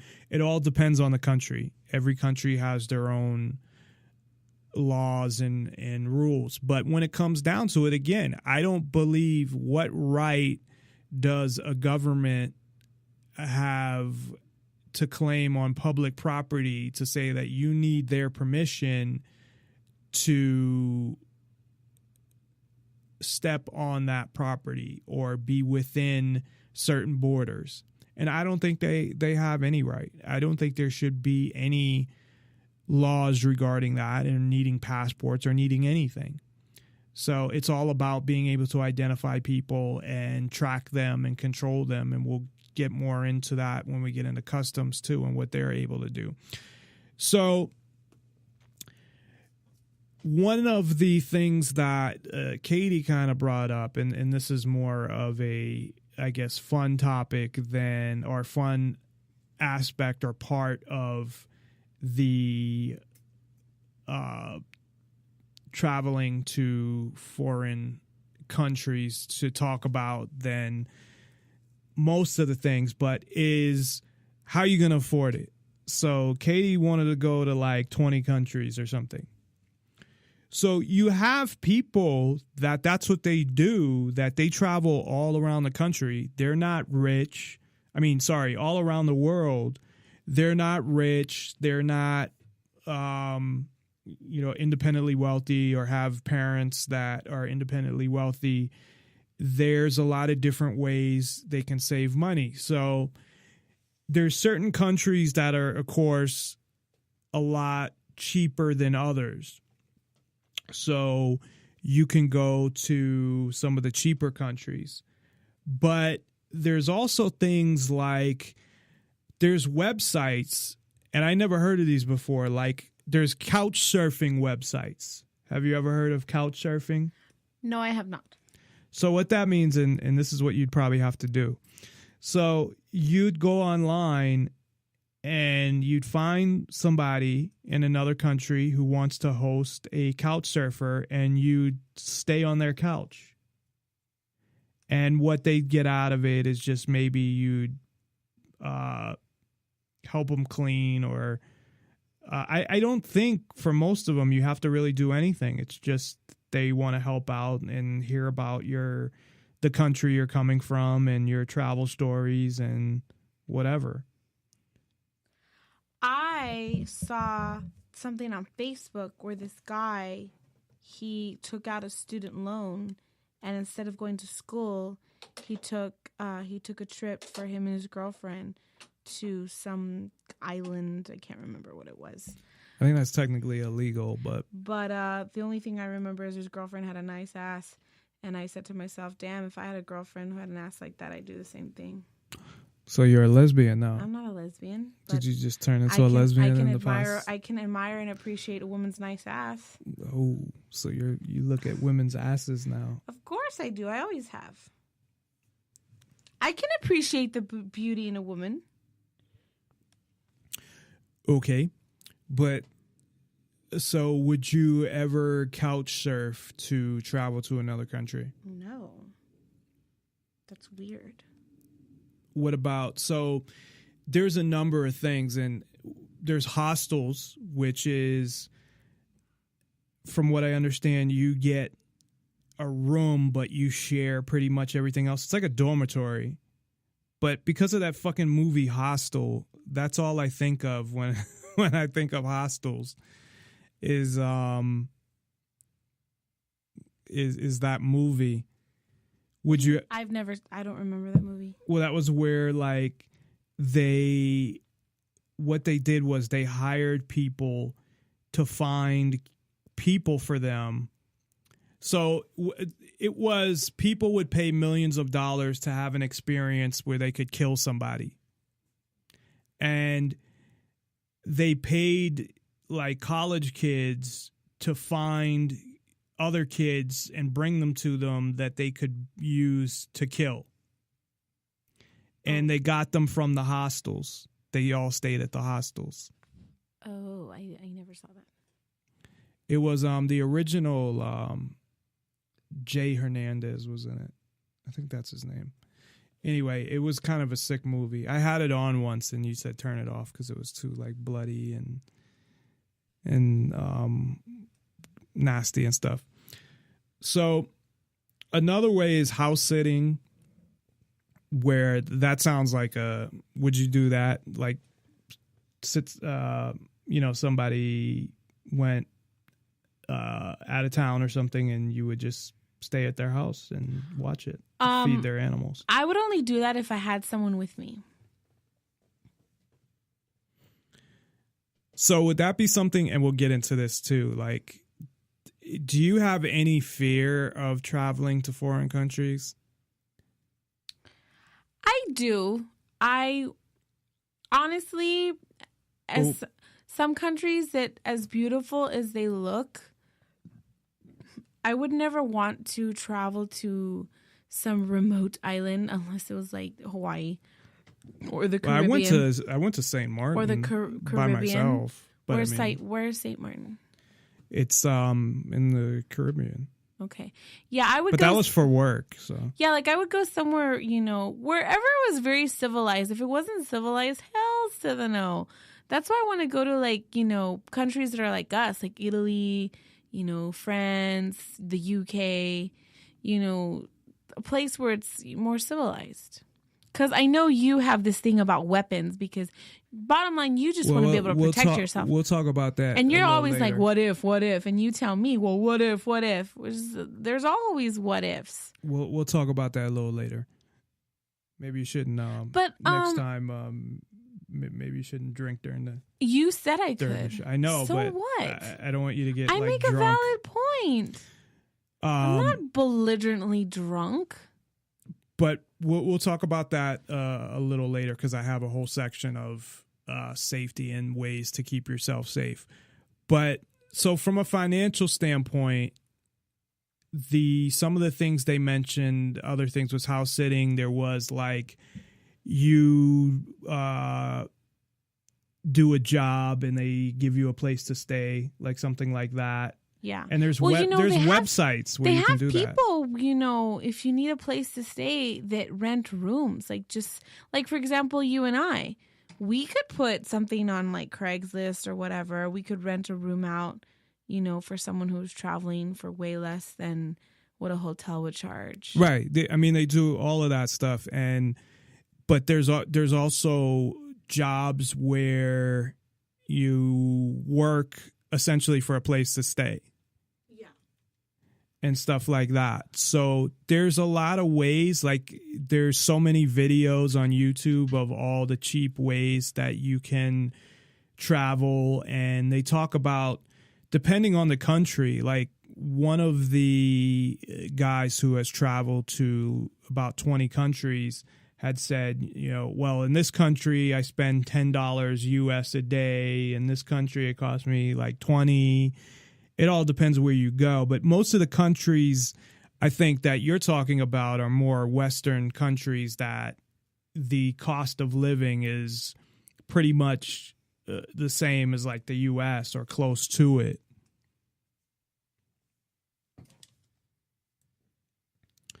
So then they went into packing, of course, not bringing too much. You don't want to get stuff stolen. And you want to be able to probably bring enough, you don't want to go crazy and check all this baggage. You probably want to bring enough that you can just check in on the plane. And I've been to 2 countries. I've been to the Philippines. And I've been to, as I mentioned, St. Martin, which I don't even know if that really counts. It's another country. It's weird because it's a small island and it's like 45 minutes around to drive around the whole island. And half of it is controlled by France and half of it is controlled by the Netherlands. So for an island that small to be controlled by 2 different countries is kind of funny, but they essentially abide by the laws of those 2 countries, from what I understand. So, again, there's lots of ways to afford to travel. And then, of course, there's the old-fashioned way and just save up money and then book a fucking trip and stay at a hotel. But there are a lot of, I guess, it's different than the United States in a lot of ways. A lot of these countries where they do have, I guess they have them here, but we probably don't pay attention to them because we're seeing all the big hotels and stuff. But they have all these hostels, and I think I've seen them before. And like downtown, they have like all the shitty, cheap places.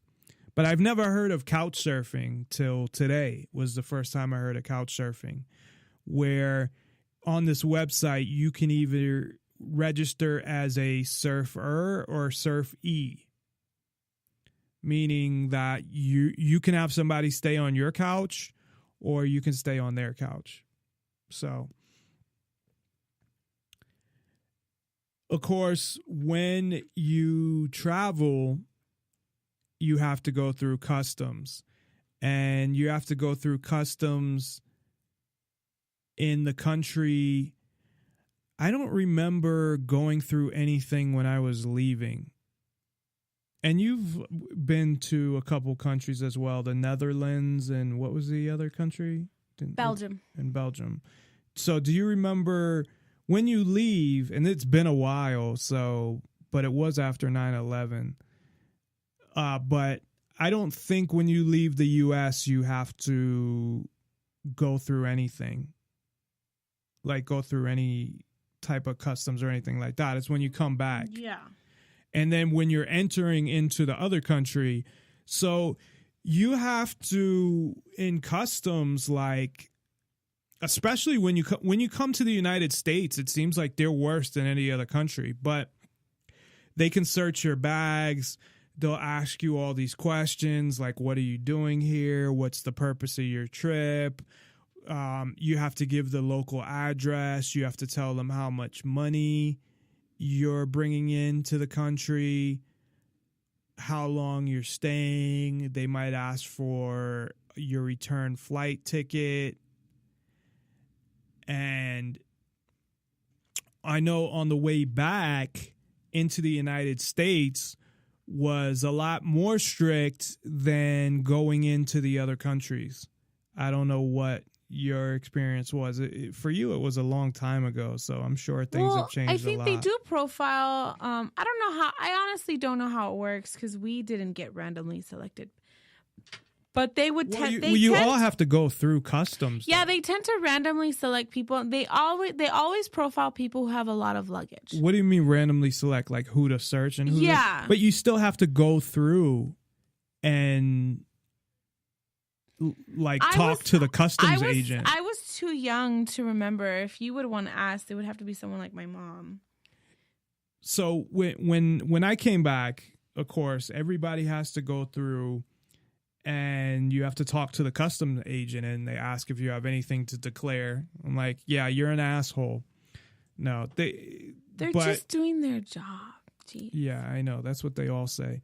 So you have to fill out, when you're coming into the country, you have to fill out all this stuff and your local address and all this shit.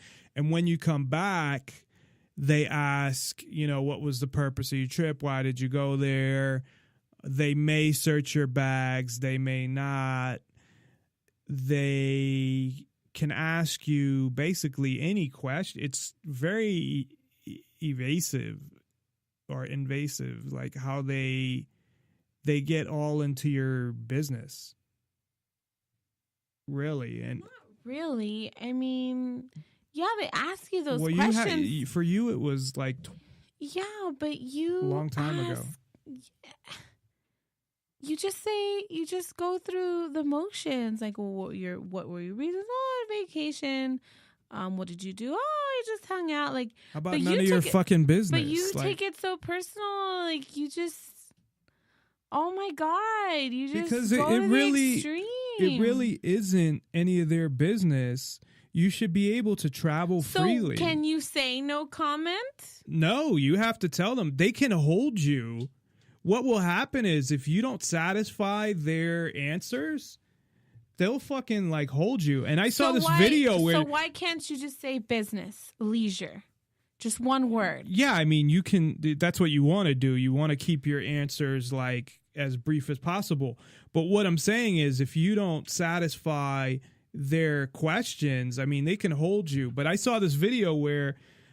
they showed them going through food. So they were searching stuff and they didn't know what it is. And like, there were like fish heads and all the smelly, nasty stuff that people were bringing back. But yeah, they take shit fucking seriously because you could be bringing drugs back, of course. And they even had a dog. So like when I came back from the Philippines, when you were walking by, they had a dog there that would like sniff everybody that walked by just in case they had drugs. So they have that too. And that was before you even got to customs. Do you think that's changing now? Changing in what way? That they don't have a dog anymore? They're changing their ways of the drug war. Because who really started the drug war? Because, I mean, you always talk about, the U.S. No, they're getting worse. But what about other countries? Because you say, I mean, would you say that the U.S. is being the one more and progressive towards going the other way towards the drug war? Yeah, the U.S. controls the world. So basically... all the other countries, they're the superpower. All the other countries did what they wanted them to do. They fell in line. So, yeah, I mean, I don't know the history of the drug war concerning other countries. So I'd have to look and see with other countries, you know, and I know in China that when Mao took over, what he did was because they had the opium problem. I don't think it was a problem, but to them, 2/3 of the people were doing it. But I don't think they were not productive because of it. But anyway, they would kill you for possession of drugs in China. It's terrible. Well, that was when Mao took over and it became communist. So all those innocent people. Well, I don't know how many. I mean, well, he killed like millions, and it wasn't just all because of drugs neither. So, depending on the country, you know, Asia, I think has always been very strict on drugs. So that might be on their own. And I know with China, the history was because of opium. So maybe the other countries fell in line with that as well. But the history of the drug war with the U.S., I mean, I kind of talked about it last week when I was talking about Prince and opiates, was that it really the actual drug war started in the 70s, and then Reagan really fucking, you know, supercharged it or put it on steroids in the 80s, and it's been like that ever since. And I don't think it's getting any better. The only thing that people can say is, well, with cannabis now, they're legalizing it in a lot of states and they're decriminalizing it in others, and medical marijuana and stuff like that. But only because it has health benefits. Well, that and the fact that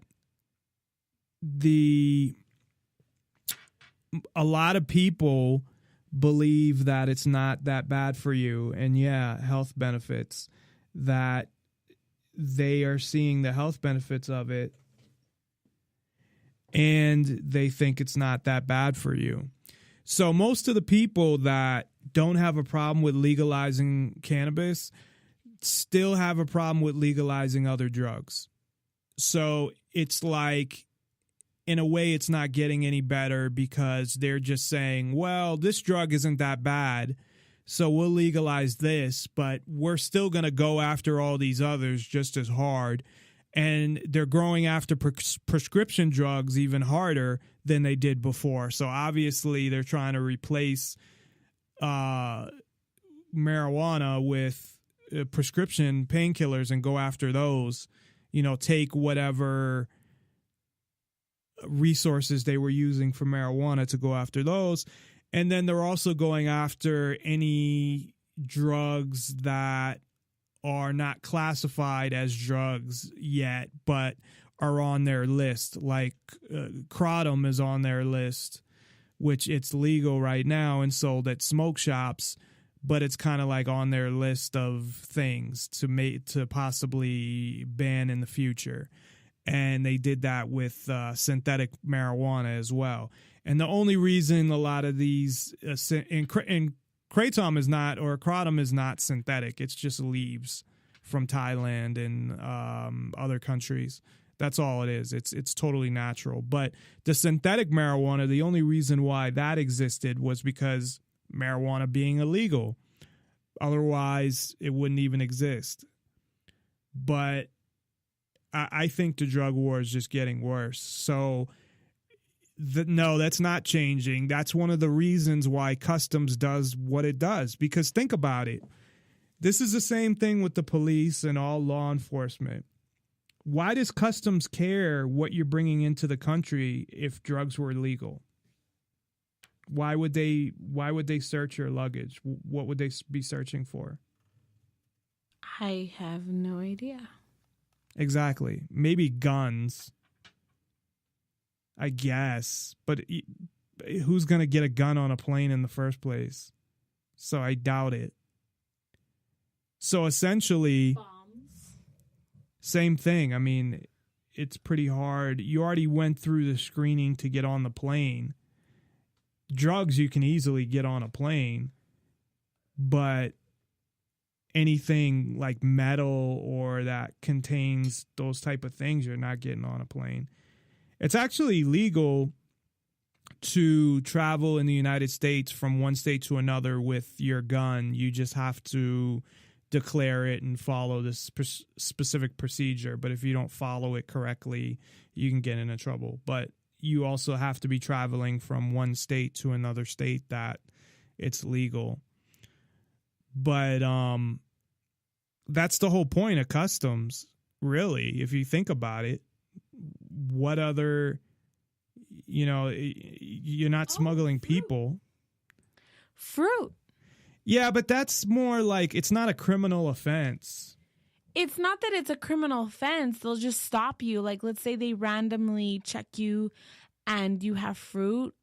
They won't like arrest you. They'll just, they'll just go through all your belongings and make sure that you don't have any other fruit or plants or But people animals. would probably tell them if they're like, do you have fruit? No, because what if you have like a rare fruit? Like, okay, I will say this. I will say, like, for some, I don't know why, because I didn't realize we were going to end up talking about this. But in Hawaii, you're not allowed to transport pineapple unless it's certified to be transported. And then when we were coming from Europe and we had bought like fruit and cheese and stuff, they allowed us to take it on the plane, but they had told us you have to eat it before you land. And whatever you don't finish, you have to leave on board. Yeah, but I went to Hawaii and they didn't say anything about fucking fruit. Then you didn't give a damn, because had you have wanted to didn't bring any fruit. I didn't take any fruit, but they didn't say anything about it. They don't tell you. Well, you don't go through customs when you go to Hawaii because it's a state. They randomly search you. They do. Trust me. I know, because when I was 14, they don't check every single person. They would just randomly check you. So if you had fruit, they would want to know, okay, is this, certified, whatever, able to be transport to the main island? So, yeah. But that's reasons for, like, I guess bugs or... Yeah, it's a minor thing, but the majority of why the other thing is money, which is kind of related to drugs too, or, the taxes. But so I guess money would be another thing. But usually it's because you're doing something illegal and selling drugs and bringing back in drug money. It all revolves. That's what I'm saying, that so many of these things have to do with drugs. It's not just drugs being illegal is not just the drug dealer down the street or the user. That's, it affects so many other things that people don't even realize. So anyway, customs is a serious thing, and they can hold you if, also because of immigration. Like when you go through customs, they check your immigration status too. What if you're not able to come into the country? That's where they stop you, is at customs, at the airport, at least, I believe. Or there might be a separate, I don't think there's a separate, like, first I think that's all customs, that you show your passport there. And if you're not allowed into the country, that's where they're going to stop you. If they think you're a terrorist. Yeah, because I was watching these videos of Homeland Security. If they think that you're a terrorist, that's where they're going to stop you. So that would be the other thing. Oh, you're a terrorist. Now we got, but it's just another reason to, I know you're going to say, well, everything's controlled. No, but it's more control over your travel, over your personal travel habits and where you go and what you do. And the U.S. seems to be stricter than any other country. So getting into other countries, it doesn't seem, now, granted, I've only gone to 2, but from what I've understand and heard, it's not as hard to get into other countries if you're coming from the U.S. Maybe if you're coming from someplace else, it is. Maybe when you come from the U.S., it's different, and that could be possible. So the other thing, of course, is when you go to another country, they have different laws. And this is what I would be concerned about, because you probably break laws in the United States that you don't know about. And there's some laws that you can be charged with by the United States for what you do in another country. So if you go to another country to have sex with a minor, you can be charged with a crime in the United States. Whoa, I did not know that. Plus, there's the laws of that country. And if you could get arrested there, you don't know what their jails are like. Or like I said, there used to be in China, I don't know what the laws are now, but you would get killed for having drugs. And there were a couple movies that took place in Asian countries where I think the one with Joaquin Phoenix and Vince Vaughn, where Joaquin Phoenix got the death penalty or something, or got life in prison. I think he got the death penalty for having marijuana or something like that. So you need to... The one with Claire Danes. There was that one too, a Broken Down Palace. What was her name? Kate Beckinsale. Yeah. So there's... And a lot of them are just have to do with drugs. It's fucked up. See, that's what I'm talking about. It's just... Drugs are just... That's why it bothers me so much now, because it's not about the drug itself. It just goes way beyond that, and what the damage that it's done to not only the United States, but the world. It is insane. It really is. But anyway, you have different, never mind drugs. I mean, you just have different laws in general. So you want to be careful that, you know, what if something that is legal here is not legal there, and it's more serious, and you end up getting arrested for something in another country and they don't speak English or something. Well, wouldn't you do your research first?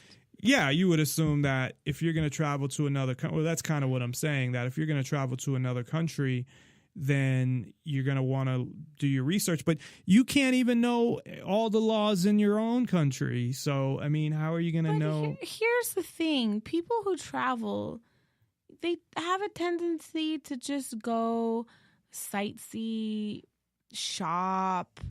That's it. I mean, how many laws could you possibly break? Okay, come on. You go to another country to sleep with a minor. Now, what kind of minor are we talking about? Are we talking about a 16-year-old, or are we talking about an 8-year-old? Well, I think they were more Does that like make Thailand. Like there were guys going to Thailand to sleep with little boys. Okay? I mean, honestly, I'm sorry. They could fucking fry the motherfucker for sleeping with an 8-year-old. I don't care. No, I'm just saying that there are other laws too. I don't know what they are, but I'm just saying that there are some laws that are, you can be charged, even though they're legal in the country you're going to, they're not legal. You can be charged in the US for violating them. You know what I mean? Yeah. So I don't know if they do something like, you know, if you slept with a 17-year-old girl and you thought she was 21, that the U.S. government would go after you for that. I doubt it, if it was illegal in the other country. But, yeah, I mean, I think there's been cases of, I keep thinking Thailand, because I think that's where it's legal, that you have these, and I think priests have done it, like took trips to go have sex with underage boys, like little boys. That's just disturbing. No, I know. But I'm just saying that's one of the laws that is, they'll charge you in the U.S., which is fine. But I'm saying there's other laws that might not be as bad that they might charge you for. But like drug laws, they won't. That has to do with the country. Like if you go to Portugal and do heroin, they're not going to charge you, as far as I know. So I talked about what I believe as far as just being able to travel to any common place that's not private property, because I believe in the right to travel, that you have the right to, as long as it's not somebody else's property, that you have the right to travel wherever you want. Of course, governments don't see that way. And, you know, this is one of the reasons for the, what do they call it? Where they, there's a name for it, but where they make girls like sex slaves and prostitutes, and it's the, what do they call it? Not the people trade, but the, Sex trade? I guess it's the sex. Is it the sex trade? I thought there was another name for it that I was thinking of. There is another name for it. It's something, human trafficking. So all the human trafficking, if you legalize prostitution and got rid of all the immigration laws, I don't believe there would be any human trafficking. Or at least it would go, the amount would be so low that it wouldn't be the issue that it is. But of course, I don't see them, you know, doing anything about that anytime soon. Then you have in other countries, the country's customs. So not customs meaning actual, you know, the customs that search you and ask you all these questions about your trip that are none of their fucking business, but each country has customs that you may want to look into before you travel, basically etiquette, and if it's a place that is a tourist destination, I'm sure they're used to it anyway. It's like tipping. Like in the US, tipping is a custom, I guess. In some other countries, maybe it's not. So like in the Netherlands, it was tipping, do you remember, was tipping a custom? In the Netherlands, tipping? Actually, no. Well, no, it is a custom. However, my mic is... The only thing I remember is my cousin was getting married, or it was her 1-year anniversary, and there they had a tradition where they would have the ceremony, the reception 1 year later. So they rented the banquet hall, and they had, you know, the theme was pastries. So they had all these pastries. But then they did have, I'm only assuming it was unlimited alcohol. But at our table, my parents and my uncles and my aunts, they would tip. Was it your drunk uncle? Was he there? All of them were there. Yes. Kiki, my famously... alcoholic uncle. My whole family is an alcoholic. Well, or have alcoholism. He seems more. Yeah, they're all about the party. Okay, so my parents, my aunt and uncle, you know, as soon as the waitress came around and gave them a round, they would tip. And my aunt that lived in the Netherlands, most of her married life, she said, no, you don't have to tip. You know, they're paid. The tip is included. But, you know, my family, you know, they're drunk, they're drinking. it's custom. Like, you get served, you throw down a tip. Well, there wasn't a dry glass on our table. Even me, I never had an empty glass in front of me. Like, first it was soda. It was illegal for you to drink, even though you were 14, I right? wasn't drinking. But it was legal though. Was it? I don't know. Yeah, it is. Most of Europe, it's legal for I didn't drink. I didn't like alcohol when I was a teenager. I was You're ordering. making up for it now. I am. I was drinking soda, and if you drink so much soda, it begins to affect your kidneys. It does. So then I started to switch over to water. Oh my God, I can't. I don't think I peed so much. I don't know how many trips I made to the restroom. And then I was wearing these shoes that would slip on the tile. So every time I came back from the restroom, I always slipped. Oh my gosh. Best vacation ever. I actually thought about asking her to call in or something. How did your aunt end up, because she married a guy from the Netherlands? How did she end up in the Netherlands in the first place? And how did you might not know this, but how did she get, permanent residence and a visa to stay there and all that? Well, wouldn't that be obvious? Well, because she got married, but before she got married. No, they... Did she meet him here? Yeah. When she was younger, she liked to go hang out in Fort Bliss, and my relatives. Fort Bliss is the Army, or not Army. It's what, Air Force Base near El Paso, Texas, right? Is it Air Force? I believe so. Okay. Yeah. So, but he was in the Air Force. He was in the Dutch. The Netherlands, the Dutch Air Force. So, okay. At least my father and my Aunt Julia tend to favor the milk, and I have inherited that trait. My dad was a huge fan of Marilyn Monroe, even when, what was her name? Oh my God. Anna Nicole Smith, when she was hot. Anyways, okay, my aunt had a taste for the white man, and she liked to go to Fort Bliss to look at the blondies. But he was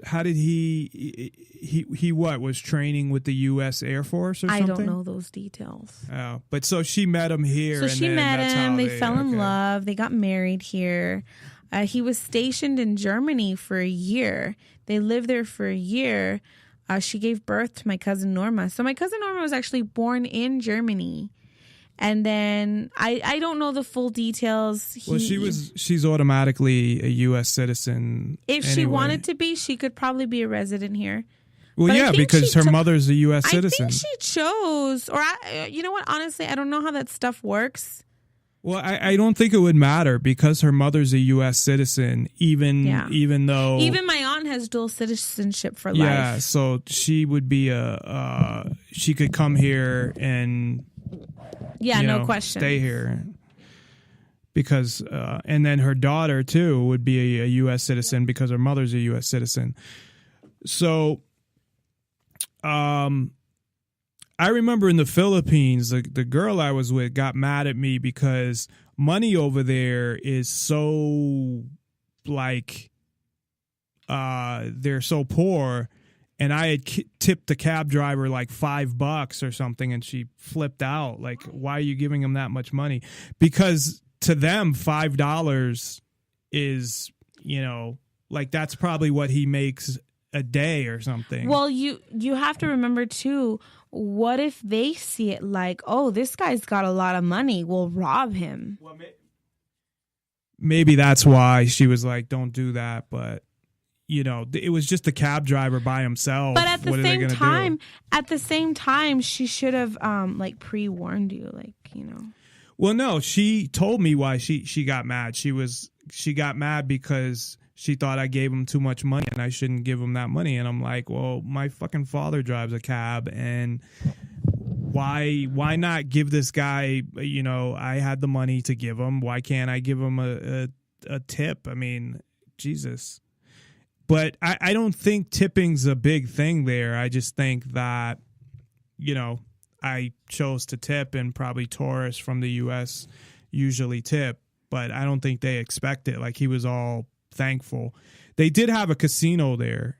We were going to go there, and we didn't end up going. I wish we would have went, but I didn't really do all that much, actually, when I was there, because I was kind of nervous being in a foreign country.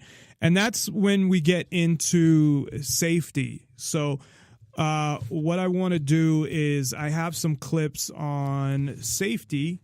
So I want to play a few clips, and then when we come back, we'll talk about safety, a few other things, and then wrap up the show for today. Definitely check us out at nonpartisanlibertyforall.com. I'm just trying to find my safety one. Well, here's about being arrested for how Americans can get arrested. I thought I had something on safety. Well, I'll find it. We'll play this for now. So we'll be right back after this to talk more about traveling on a broad. So it's I'm sorry. It's abroad. Yes, traveling on a broad. So we'll be right back after this. Not Nonpartisan on Liberty for All. Abroad, traveling abroad. How to travel internationally without getting arrested, kidnapped, or killed. The world can be a dangerous place. Follow these tips and stay safe and sound. You will need a computer with internet access, knowledge of foreign laws, a travel partner, and common sense. Step 1. Avoid countries listed under the State Department's current travel warnings and steer clear of pirate-infested waters. Go to travel.state.gov for more information. Register your itinerary at the State Department's website so the embassies or consulates of the countries you're visiting can contact you in case of emergency. Step 2. Research the country you plan to visit by studying its tourism site and paying special attention to any advisories. Also, check out online travel forums and find out about laws and crime trends you may be unfamiliar with. Step 3. Don't look valuable. Dress down, travel light, and carry just 1 or 2 credit or bank cards. Consider using a money belt or neck wallet to store important documents, and never carry more cash than you need. For extra safety, put a decoy wallet with a little cash in your back pocket. Take note of your credit card limit. In some countries, exceeding your limit is a criminal offense. Step 4. Stay safe when traveling within a country by riding public transportation with a partner when possible and hailing only clearly marked taxis. On overnight trains, sleep in shifts to avoid theft or assault, and on buses, sit up front near the driver. Step 5. Be aware of those around you. If you suspect you're being followed, circle random blocks and frequently check behind you. If you're being tailed, contact the authorities immediately or head directly to a police station or a U.S. embassy or consulate. Step 6. Never use or carry illegal drugs in a foreign country. For a complete list of drug laws, contact the country's embassy in the U.S. before your trip. Step 7. Use common sense. Maintain a low profile, respect local customs, and always carry contact information for U.S. embassies and consulates. Most importantly, never engage in risky behavior that wouldn't be acceptable back home. Now, bon voyage and be safe. Did you know more than 1/3 of all Americans incarcerated abroad are held on drug charges?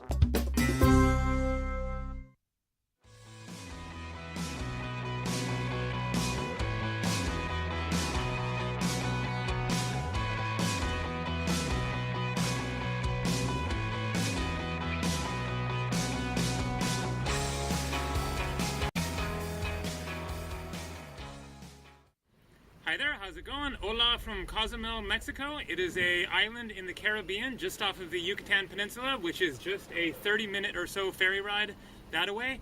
The rest of the Caribbean Sea and Caribbean islands are stretching to the west from Cozumel Island. Cuba is just about 90 miles away, so short little swim. Alright, so in this video then I thought that I would answer the most common question asked of me, which is, how the hell do I afford to travel so much? I just made another video talking about my world travels over the past 25 years. I'll just sum that up very briefly by saying that I first started traveling abroad on a trip to Europe in the summer of 1990. So this May 1st will make 25 years that I've been traveling around the world. This is my 9th trip abroad. I've been to 25 countries in those 25 years, and I've spent about 3 years of my life altogether traveling around the world. So how do I afford to do it? I must have a trust fund or, hundreds of thousands of dollars in the bank or, some sort of a, great deal of a sum of money somewhere for me to be able to do this. Nope, not at all. I'm quite a broke guy for the most part. But I've just managed to come up with the money necessary to travel budget style, extreme budget style in some cases, and make it last as long as possible. And so I'm just going to give a general idea of how I managed to make that happen and what it costs to actually fund a trip like this for a number of months. So anyone who has been subscribed to my channel here for at least the past year or so will know that I've been working in Jasper National Park, Canada, in the Canadian Rockies as one way to save up money.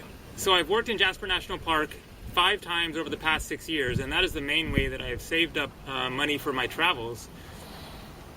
I don't have many other expenses. At this point, basically, I just have my student loans and my phone payment. And then working somewhere like that, I'm just saving every penny. The housing was cheap. I worked the night shift at the front desk of a hotel and it paid a little bit better than the day shift. I, wasn't going out partying, spending my money on beers and stuff. I was just, saving every dollar that I could. So I was able to save about $1,000 a month. And so at the end of 8 months, then I had $8,000 saved. At the end of this time in 2014, after working 4 months, I had a little bit saved up when I started my trip. And so I started off with about $5,000. But in addition to that, I am now making money online through my YouTube videos and my ebooks. And so that is helping to supplement my travels and helping me to extend things. So you're going to have some money. I mean, if you're up for doing it the extreme way, then there are ways to travel for practically for free. You can hitchhike around. You can utilize couch surfing. You can make use of work exchange opportunities such as woofing and helpx.net. Make friends, stay at their house, bring a tent, camp, sleep on beaches for free. You can even take it to the extreme of finding out where the food banks are and getting free food, or stopping into a restaurant and saying, can I help do some dishes in exchange for a free meal, or whatever. I haven't quite gone to that extent, but let's just assume that we're talking about people wanting to do traveling that doesn't resemble being, completely homeless on the streets here. So you're going to have some money to work with, at least a few $1,000s. But depending on where you go, you can really stretch that money a long ways. I have a video titled Travel in India on $10 a day, and I document my expenses throughout the day. And sure enough, I got through the day on just $10, including my own hotel room, eating out, using an internet cafe, etc. That's pretty extreme. It's more like an average of like $15 a day in India when you factor in your transportation costs, etc.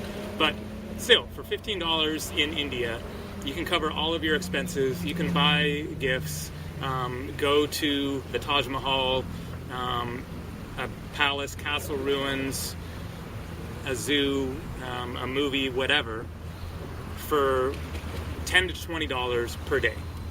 So in certain countries you can travel really, really cheap. It's just your airfare to get there, and then $500 a month to travel. So it isn't as expensive as a lot of people think. If you're used to spending a couple $1,000 for a cruise or a vacation here to Mexico. So I've been in Mexico for 3 weeks, and I've managed to do things pretty darn cheap so far. my first 8 or 9 days, then I had a cheap room in Playa del Carmen, a nice little town on the sea, just straight across there. The ferry takes you straight there in 30 minutes. And my room was $32 for a private room with a bathroom outside of the room in a hostel. So check hostel websites such as hostelworld.com, hostels.com, booking.com. That is a great way to book accommodation in advance, even just for the next day or that day, so that you can search around, compare prices, check out the rooms, etc., read reviews, and you can find very good deals. The dorm rooms at that hostel were just $12. So with a $12 accommodation, and then just keeping things simple, as I generally do, of walking around, going to the beach, finding a good place to eat, having a beer or two here and there, then you could get by in Mexico even on $20 to $30 a day. Buses are quite cheap as well, and then the entrance fee to the ruins is anywhere from $5 to $10 or so to go see the Mayan ruins and whatnot. I am headed next to Belize and then Guatemala, and Guatemala is supposed to be especially cheap. So I'm expecting that I should be able to get by there on like $20 a day or so, pretty easy, hopefully with my own room. So that gives you a general idea of how I managed to make this happen. First of all, I do have to work a job and save up a chunk of money, but I've made this my focus so that I'm now getting to the point of making money from my travels, so that I'm supporting myself as I'm going along. And there are lots of other ways to do this. I met a girl in Thailand who's taught English via Skype, and she managed to pay for her travels that way, teaching English online, which is something that you can do anywhere. So if you have some sort of a service, if you build websites, if you do counseling that you can do online, use your imagination. There are many different ways to do it. If you can make a living online especially, then you can do it anywhere in the world. And then there are things like teaching English abroad. As I mentioned, doing some kind of a work exchange program. I will put the links to the websites that I've mentioned in this video down below. And so, in my case, I'm a single guy. I don't have the responsibilities of children, a mortgage, excessive car payments or whatever. And so that means I'm basically just paying for my travel expenses. So that's one big factor there. And then I show in my videos, what various things cost. I try to give some tips in certain videos, etc. So feel free to subscribe here. Lots more to come of my travels and my various suggestions on how to travel on a budget and have a great time doing it. So thanks a lot for watching. Take care, and lots more coming. Hasta luego.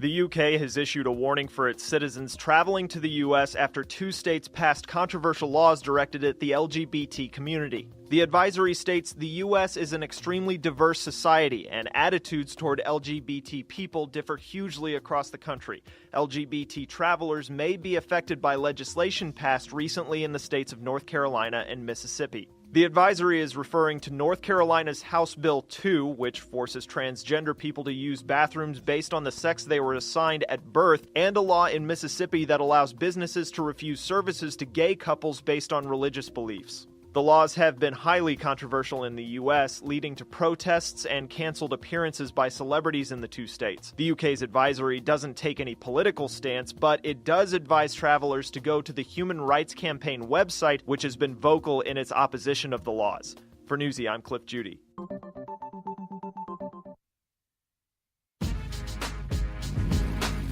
You are listening to Nonpartisan Liberty for All Radio with your host, Dave Bourne. Call in at 702-470-7664 or Skype in, username Nonpartisan Liberty for All. Nonpartisan Liberty for All. And that was our co-host for tonight, Katie Reyes, doing her sound, her voiceover. I sound good on the radio. Yes, you do. So before we went to break, we had mentioned that we were going to talk about one of the most important things when it comes to travel is safety. And then we were going to wrap things up. So I was looking at different videos with people that traveled a lot and traveled to all these different countries and their recommendations and everything. But we started to talk about this earlier, but I wanted to leave it for later. So are you in general, like what we were saying, you're not scared to travel to other countries, or does it depend? Would you be scared to travel to certain countries? Yes, like, I would. Like Iraq or something? Yeah, Afghanistan? definitely, of course. I imagine myself being scared to travel to like remote islands or something where like there's not a, how do I say it, like modern civil society such as my own where I'm, accustomed to. I envision traveling, because I work in the hospitality industry. I work in retail. I manage a little boutique. SLS Las Vegas, hers, everyone. I work in the hospitality industry even though too. I'm not allowed to represent. Anyways, I meet all these people from all over, everywhere, whether it's the U.S. or foreign countries, and it's usually the foreigners more often than not. And this is when I envy the foreigners, because they don't just take like a couple days vacation or a week.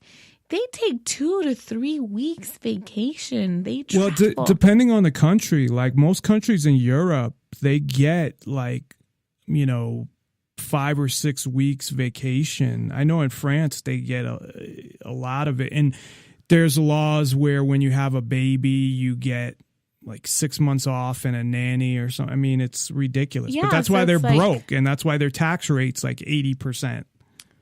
Are you sure that they're broke? I mean, it all balances out, doesn't it? No, I mean, the country is. Well, but so is the U.S., so what's the difference? Yeah, money is money. Money is just, it's made up. Anyways, so, I imagine these people, because I have the philosophy, it's like, you only have one life to live. And these people are living their lives, whether or not, whatever happens in their life, they can say, oh, yeah, I went here, I went there. Just because they took one trip to the U.S., or are you talking to just them in general, like they tell you they've been to all these places? Exactly. And even me, I'm content even being able to have the capability to say that I've been, being an American, I've been to Europe. I've been to Amsterdam. I was able to witness prostitutes in the window. Very exciting. I was able to, go to Belgium and have a Belgium waffle off of a street vendor. It's been 15 years later, and oh my God, I remember it like it was yesterday. It was so delicious. And do you like the McGriddle? No, funnily enough, I hate the McGriddle. Because I have a free thing for a McGriddle. I prefer the Egg McMuffin. But I don't have a free Egg McMuffin. I have a free McGriddle. Well, I think I have a few receipts for a free Egg McMuffin. Anyways, I've been wanting for a while to travel to Europe, and I know you refuse to go. So I will have to find... You've been to Europe. Yeah, but that's when I was 14. I didn't have my own money. I wasn't able to do the things that I would probably want to do now. And go see the prostitutes? I want to go experience it as an adult, as a grown woman. And that's what I want. Could you stay at your cousin's house? I don't know, because they have 3 kids. How far is France from the Netherlands? Because you said you were going to drive there, right?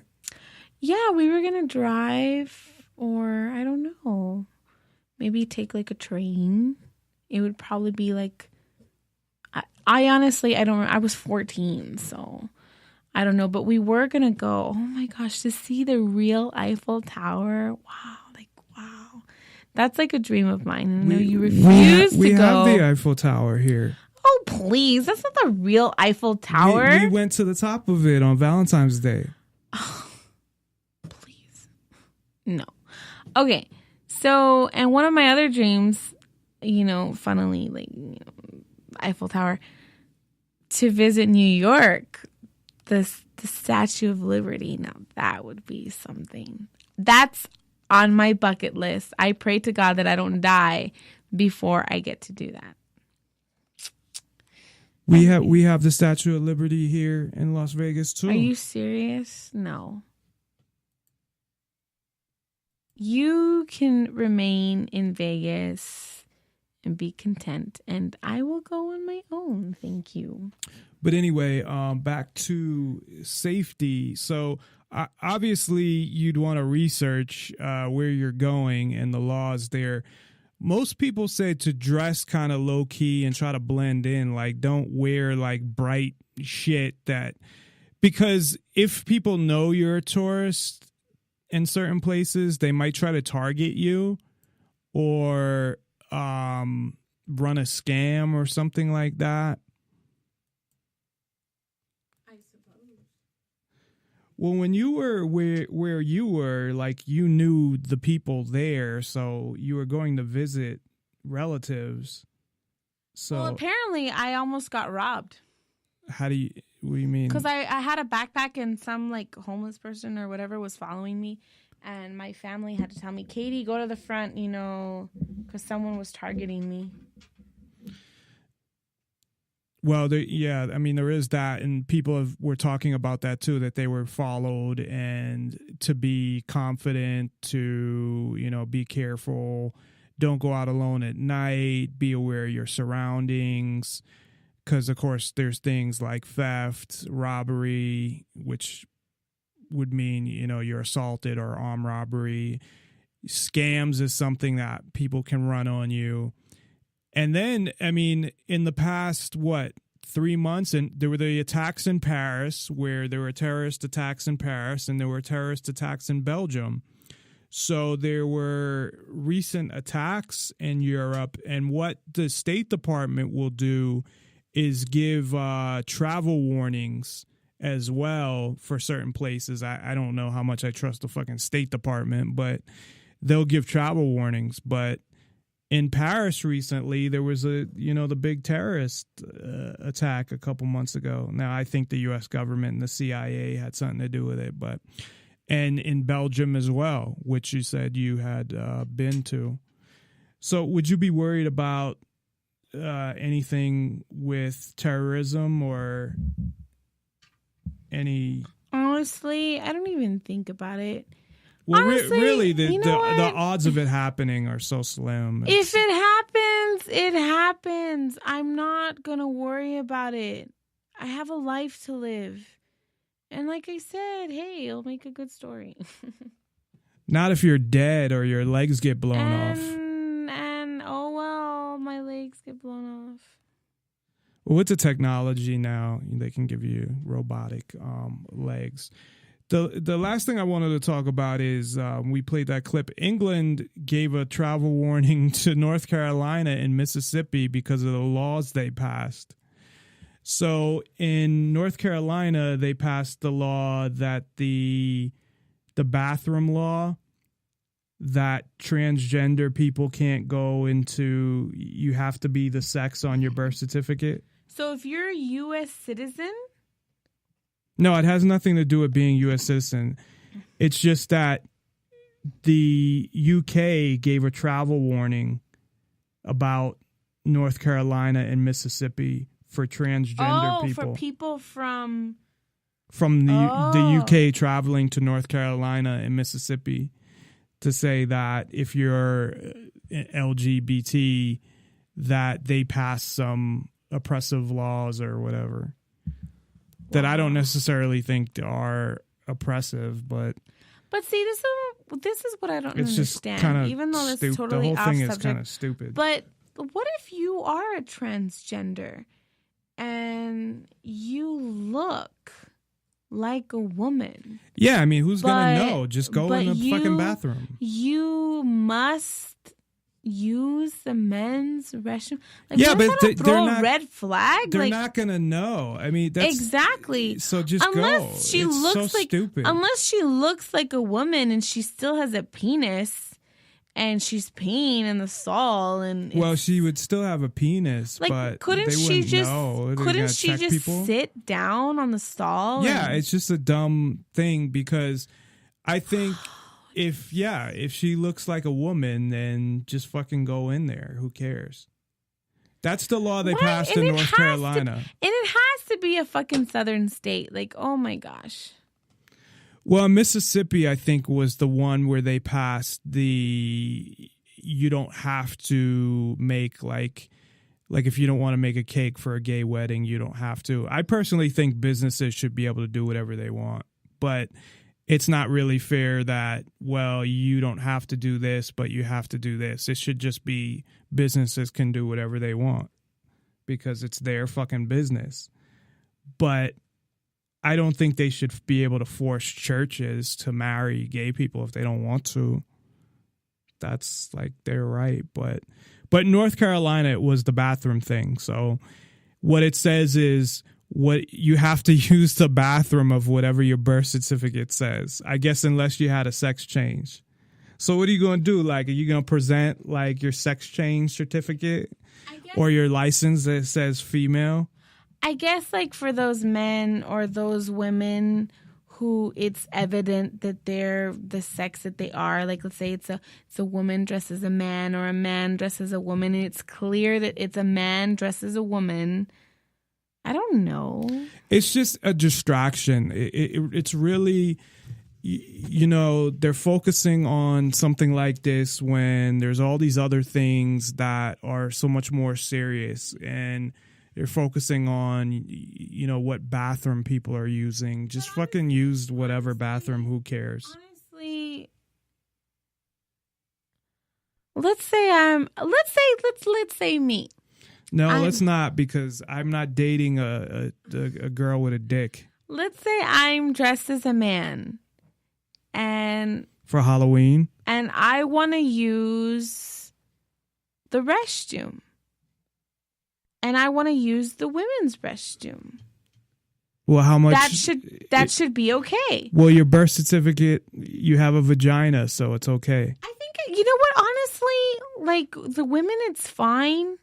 The whole thing is just fucking stupid. It is, but no, it's not stupid because some people do feel uncomfortable.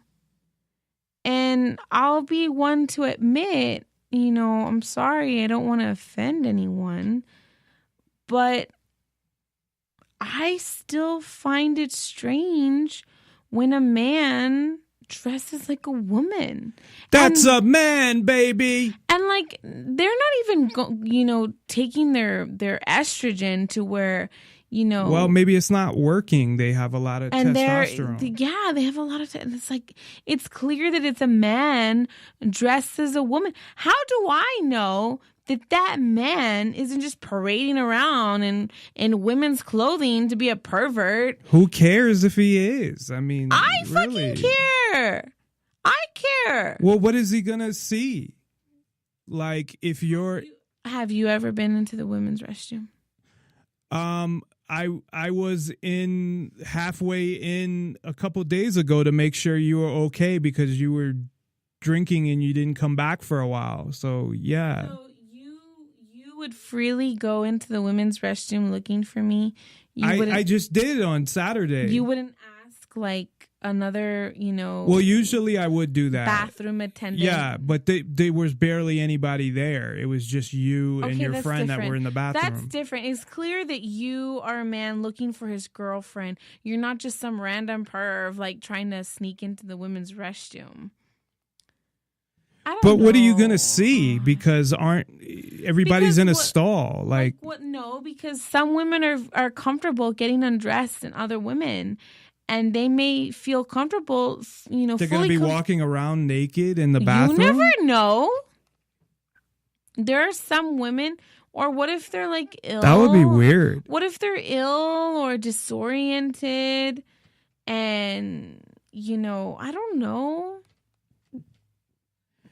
I don't know. I think a lot of it is just a distraction to have people focus on something that is really irrelevant. Because look at how long women and men have been cross-dressing, and it's barely now become an issue. So you're right. It's just like the whole thing with women and pay, and now it's an issue, but it wasn't an issue before. So anyway, that's all the time we have left, unless you have anything you want to close with, Katie. No, that's everything. You're good. Okay, well, of course, thank you to Katie for coming on the show. It's always appreciated, and hopefully she will continue to join us and maybe be a little more or a little less intoxicated next time. I'm just kidding. She only had one beer. She's fine. So anyway, we will be back on Tuesday, and I will see what I can find about the story on Michelle Fiore, which mentioned defending herself against police if they point guns at her. So we'll definitely talk a little about that and whatever else we have planned. So thanks, everybody, for listening. Have a good weekend, and I'm going to go see Captain America tomorrow. So, maybe go check that out. I don't know. I wish they paid me to do that commercial. Thanks, everybody. Meant to be. Comply with the orders of police officers. Resisting arrest is a real and dangerous crime.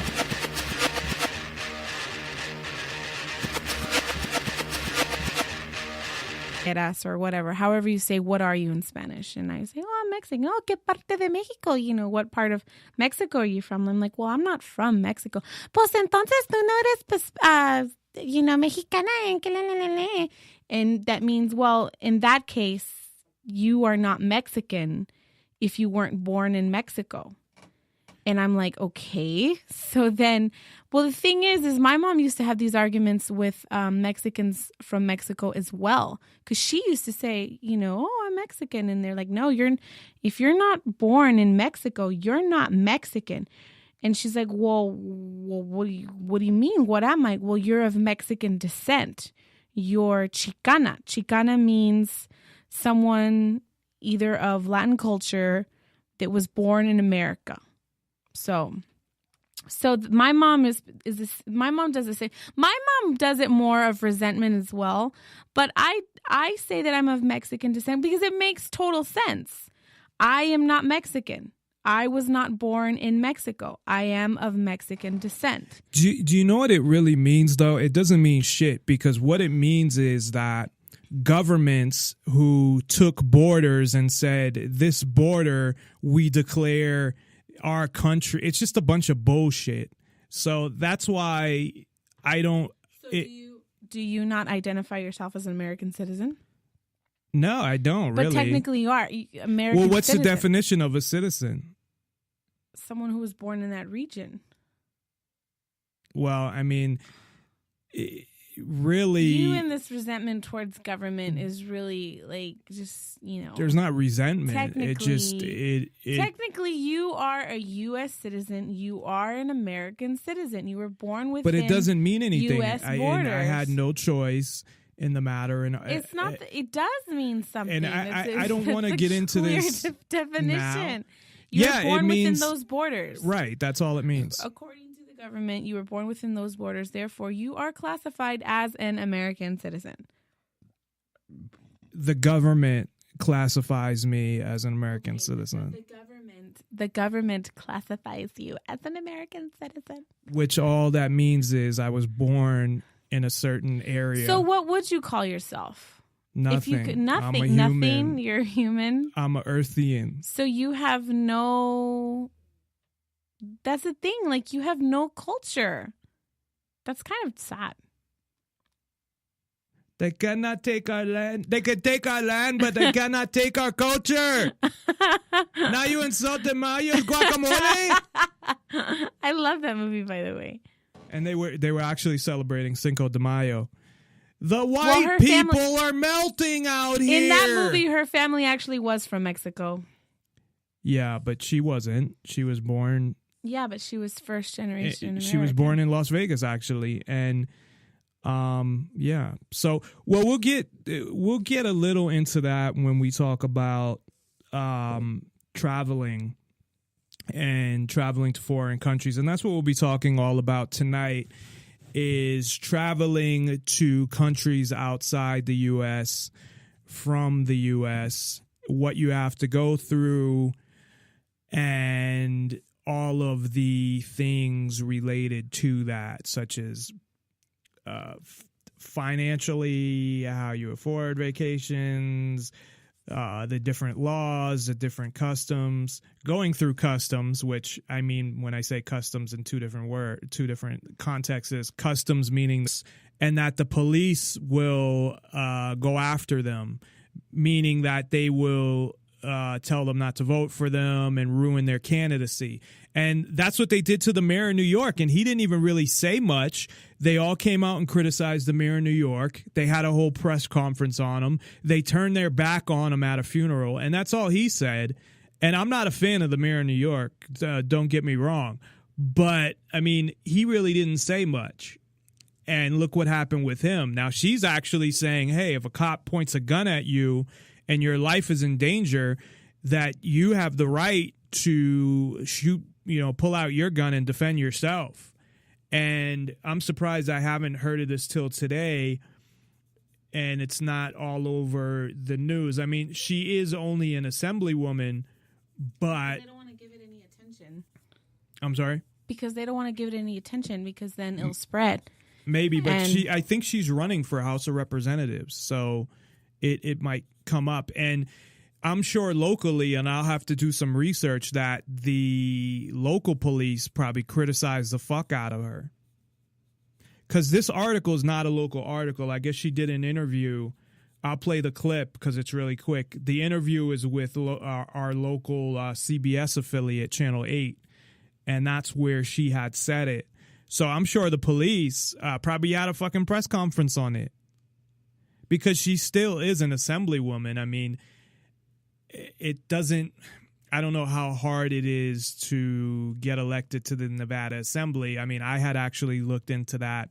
And depending on your district, I mean, it doesn't take a lot of people to vote for you. But still, you're in the state government. And I even think on that level that shit is rigged. So in the Assembly, I think it's kind of fucked up. I can't name off the top of my head how many there are. I'm thinking there are 40, or maybe it's on the Senate.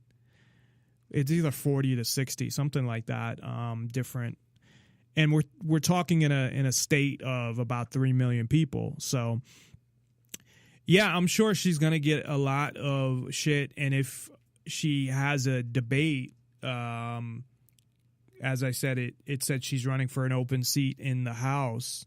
I'm not sure what seat that is, that she's going to get probably attacked for it, where I think she should be praised for it. And I do praise her for it.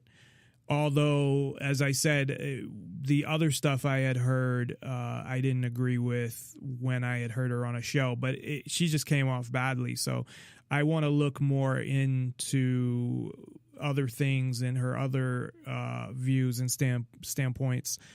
But I totally agree with her on this. And the fact that she had the balls to come out and say it is even better. So I'll play the clip real quick, and then we'll talk a little more about it. And then there's another story concerning the police as well. So, I mean, the BLM has definitely overreached. The spotlight was put on Nevada, and it was not, I have to tell you, the BLM, from all of the incidences that I've researched on them, they are nothing more. They've turned into a bureaucrat agency of terrorism. They terrorize Americans. First or Second Amendment right do we to point a weapon at a duly authorized law enforcement Okay, officer so who's just out there doing understand. his job, No, right? no, understand. We would.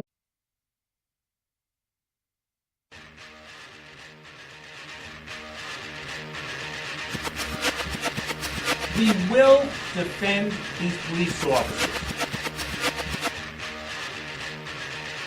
Listen to police officers' commands, listen to what we tell you, and just stop. The nation needs to realize that when we tell you to do something, do it. And if you're wrong, you're wrong. If you're right, then the courts will figure it out. We don't get to pick the law, we enforce it. But at the end of the day, each and every member should go home safe. Sometimes the use of force is necessary. You need to comply with the police officer the way the system was meant to be. Comply with the orders of police officers. Resisting arrest is a real and dangerous crime.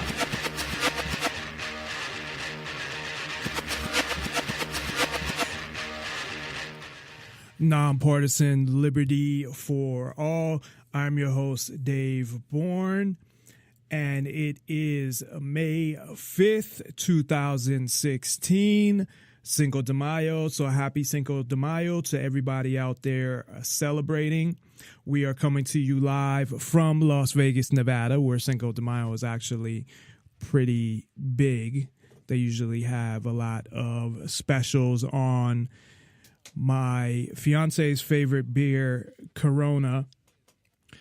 So thank you for listening to Nonpartisan Liberty for All. We're on weeknights at...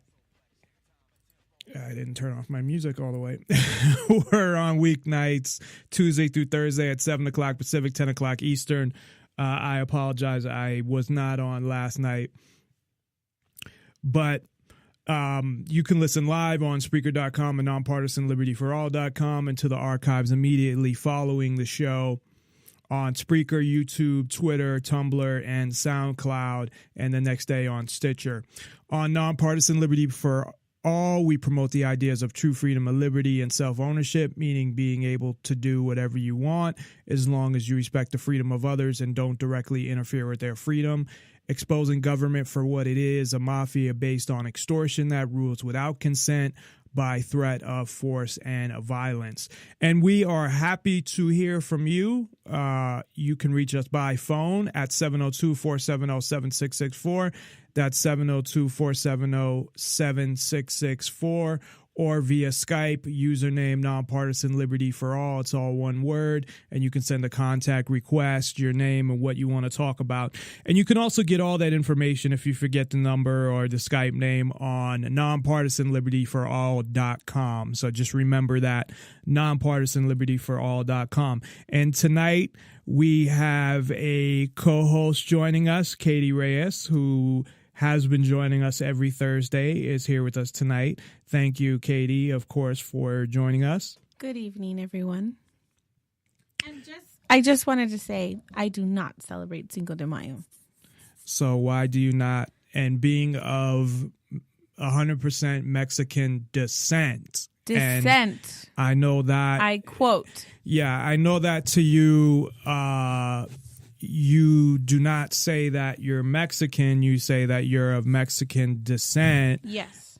As you're third generation born in the U.S. Yes. I don't believe really in any of that shit. And we'll kind of talk about that tonight, because tonight we'll be talking all about traveling to customs of the country, and customs meaning the U.S. Customs Agency, who wants to search through all your shit and thinks you're bringing drugs into the country, passports, visas, all of that stuff we will be talking about.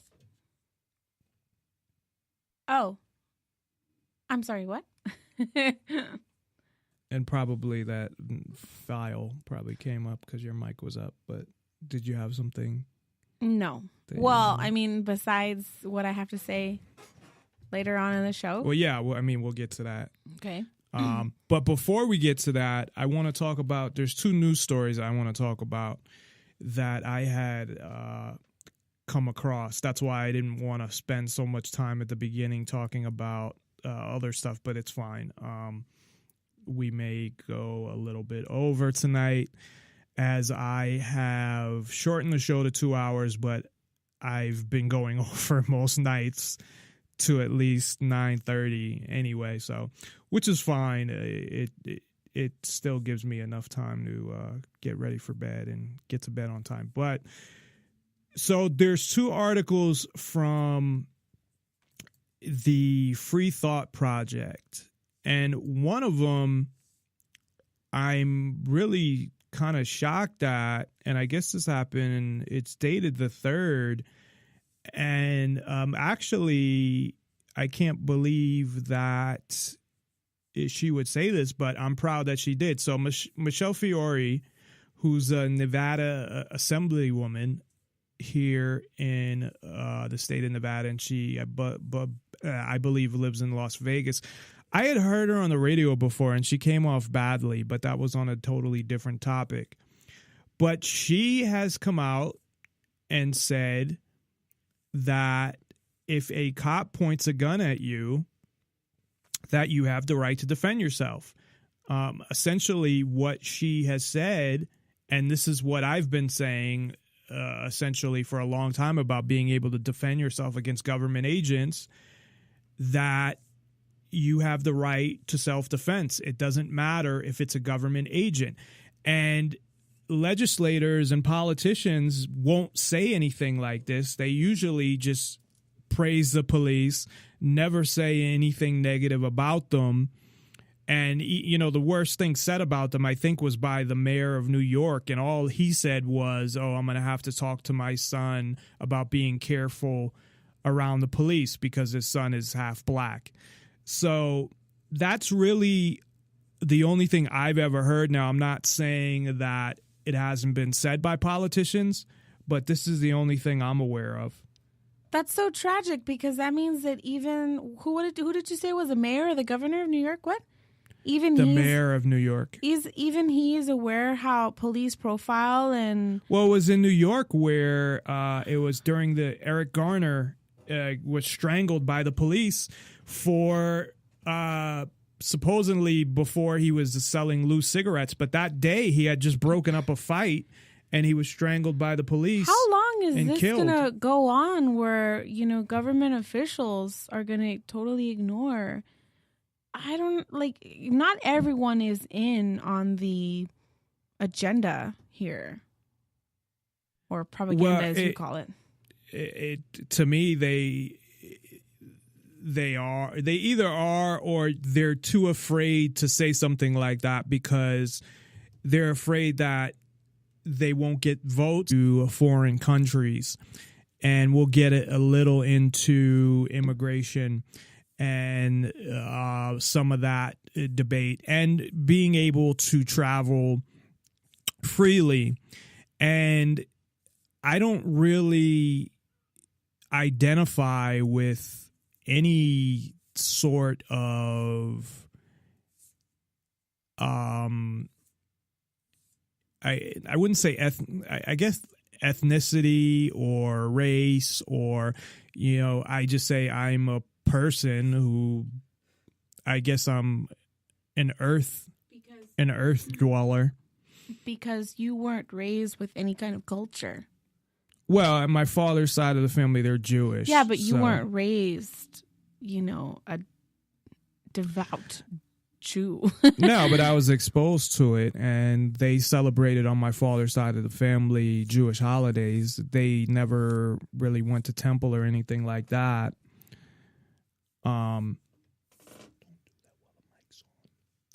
But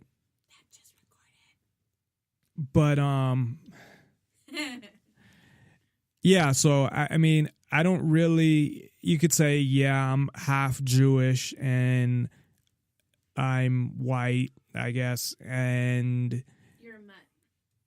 Yeah, but I don't identify with any race or ethnicity or anything like that. But again, you've brought this up before that, You're not Mexican. You're an American of Mexican descent. Yes. Okay. I've been told so by native Well, Mexicans. Do you think that's why? Because you've been accused of being not Mexican enough because you don't speak Spanish? Of course. No, not because I don't speak Spanish. It has nothing to do with No, I mean, the reason why you feel that way, that you don't feel that you emphasize that you're of Mexican descent, is because you have a resentment towards the people that made fun of you or laughed at you because you can't speak Spanish. No. So it has nothing to do with that? No. Would you care for me to elaborate as to why I've come to this conclusion? Sure. If you stop doing your nails for a minute. Well, what else am I supposed to do while I sit here for 2 hours? While your mic is up, do not do your nails because it will pick it up. Okay, well, that's what I whispered if anybody caught that. But go ahead. 10 years ago, or I should say 11 years ago, I was working at Ross, and this coworker of mine asked me, "What are you?" You know, I always get that, "What are you?" Like, "Oh, I'm Mexican." Oh, and she would say in Spanish. She would say in Spanish. Now, I don't speak fluent Spanish. I understand a little. I speak very, very little. But all your family speaks Spanish. All my family speaks Spanish. Okay. Well, but not all of them. They live in El Paso. Not all. So. I can't say every single relative speaks Spanish because that's not true. I do have a cousin who's half Dutch, so she's technically European. Anyways. Yeah, but she's only half Mexican though, so that doesn't really count. And she grew up in the Netherlands. Yeah, so she's technically European. You know, she can say, "Oh, I'm half Mexican descent." Okay. Anyways, so this woman, she's asking me in Spanish and I'm answering her in English. But, you know, she's like, you know, ¿qué eres? Or ¿qué